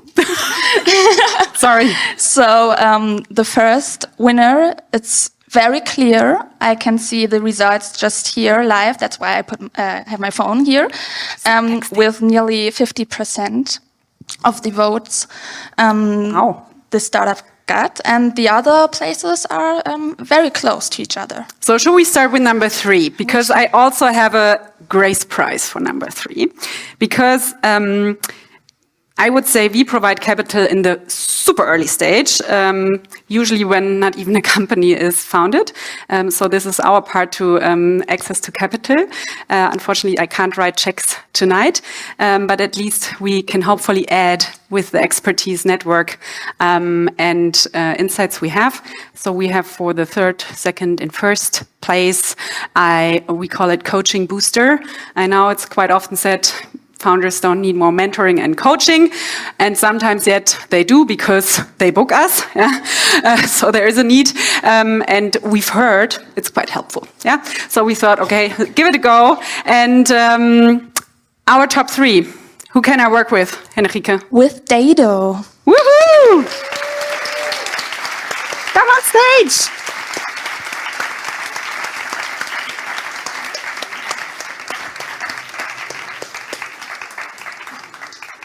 Thank you, Arielle. Yes, so as everyone already said, great pitch. And we are really happy that you convinced the audience and you get the 3rd place and the coaching with Grace. And I think it's the best partner. You already know the how to work together. Yes, happy to have you. So stay here, please. Stay with us, because we're going to continue this party now, yeah? Now it gets actually funny. So, number 2. Number 2 gets a fair stand on one of the biggest HR fairs in Germany. So we with Allygatr are really good connected to all these fairs, and then we will see which one makes most sense for your startup.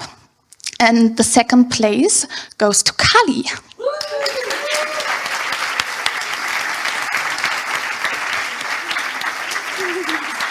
Congrats.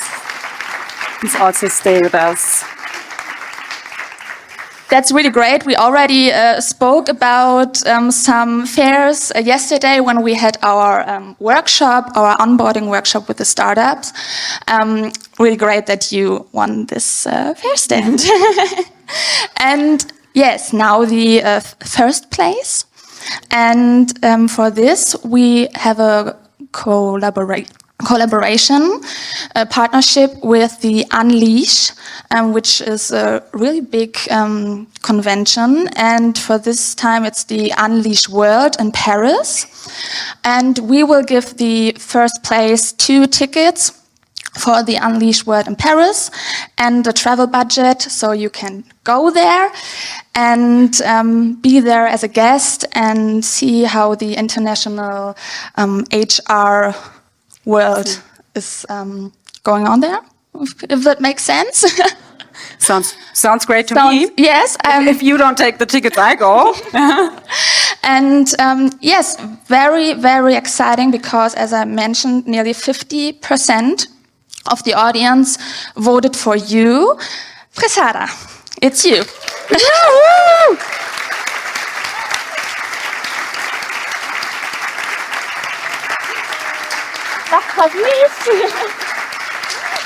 Congratulations.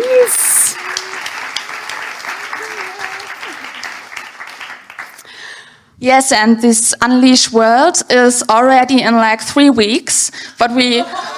Good timing, right? Perfect. I hope it will work out, so we already... Perfect. That's good, that's good. Yes, that's from my side. Really happy to have you all here to network later, maybe buy a glass of wine and good food. And yes, I will Yeah, thank you so much, Henrike. And as I already said, there was actually a huge team involved because working with startups, investing in them, and so on and so forth, usually requires people that kind of work like startups. So we just started, doing planning and so on and so forth. And yet we also got some great supporters and sponsors who made this happening. So on one hand, and this is where I just gonna get here. Yep, yes, there you go. Oops.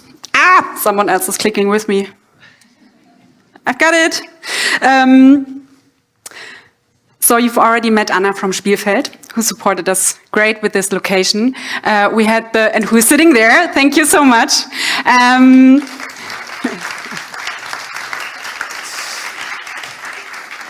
We are also supported by the Woke Women at Work podcast. So I hope there will be many, many podcast episodes. And there you are, Isaka.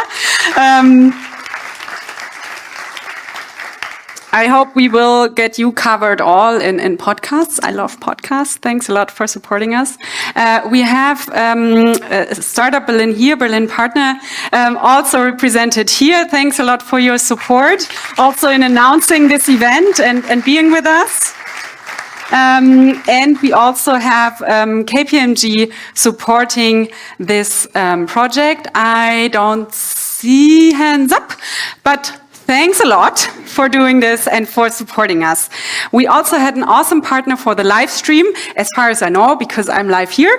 But thanks a lot for supporting this, for being that nice with us, because of course delivered presentation kind of 5 minutes to 1 before we started, and for taking care of us here today and of the people in the live stream. And with this, and as you can see, I don't have moderation cards. So I'm trying now to get all the names of the people who were actually involved in this straight. And I start with the Allygatr team, and Henrike helped me. So I already celebrated you, but thanks again for being here, for doing this. Thanks to Niels, thanks to Sören, thanks to Ben, Daniel, Anna, Rebecca, Robert, Vivi, you continue. That's it? Okay, thanks to the whole Allygatr team for this.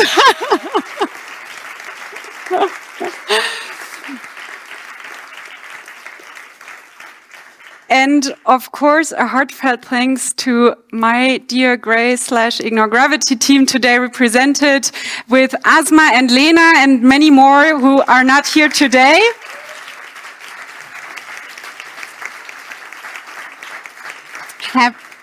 Having the main focus on our founders and their well-being. Thanks to all of you for being here. I hope you all going to stay for a while. We have a great time out there. Let me look at I think that's it for today. Let's go and celebrate the investments, the public viewing, and there are flowers for our investors. Please come on stage. Please also come on stage, and we're going to take a final photo together. Thanks a lot. And the panelists, please. So Moritz, Philip. So we start with the investors board here. I would also love to get Moritz, Mira, Philip, and a glass of water on stage. Please, panelists, please also join us once more on stage if you're still here. And for everyone else in the live stream, goodbye. Enjoy the evening for everyone here. See you soon. You don't have to watch this. Yeah? Get your wine. enjoy. Thank you.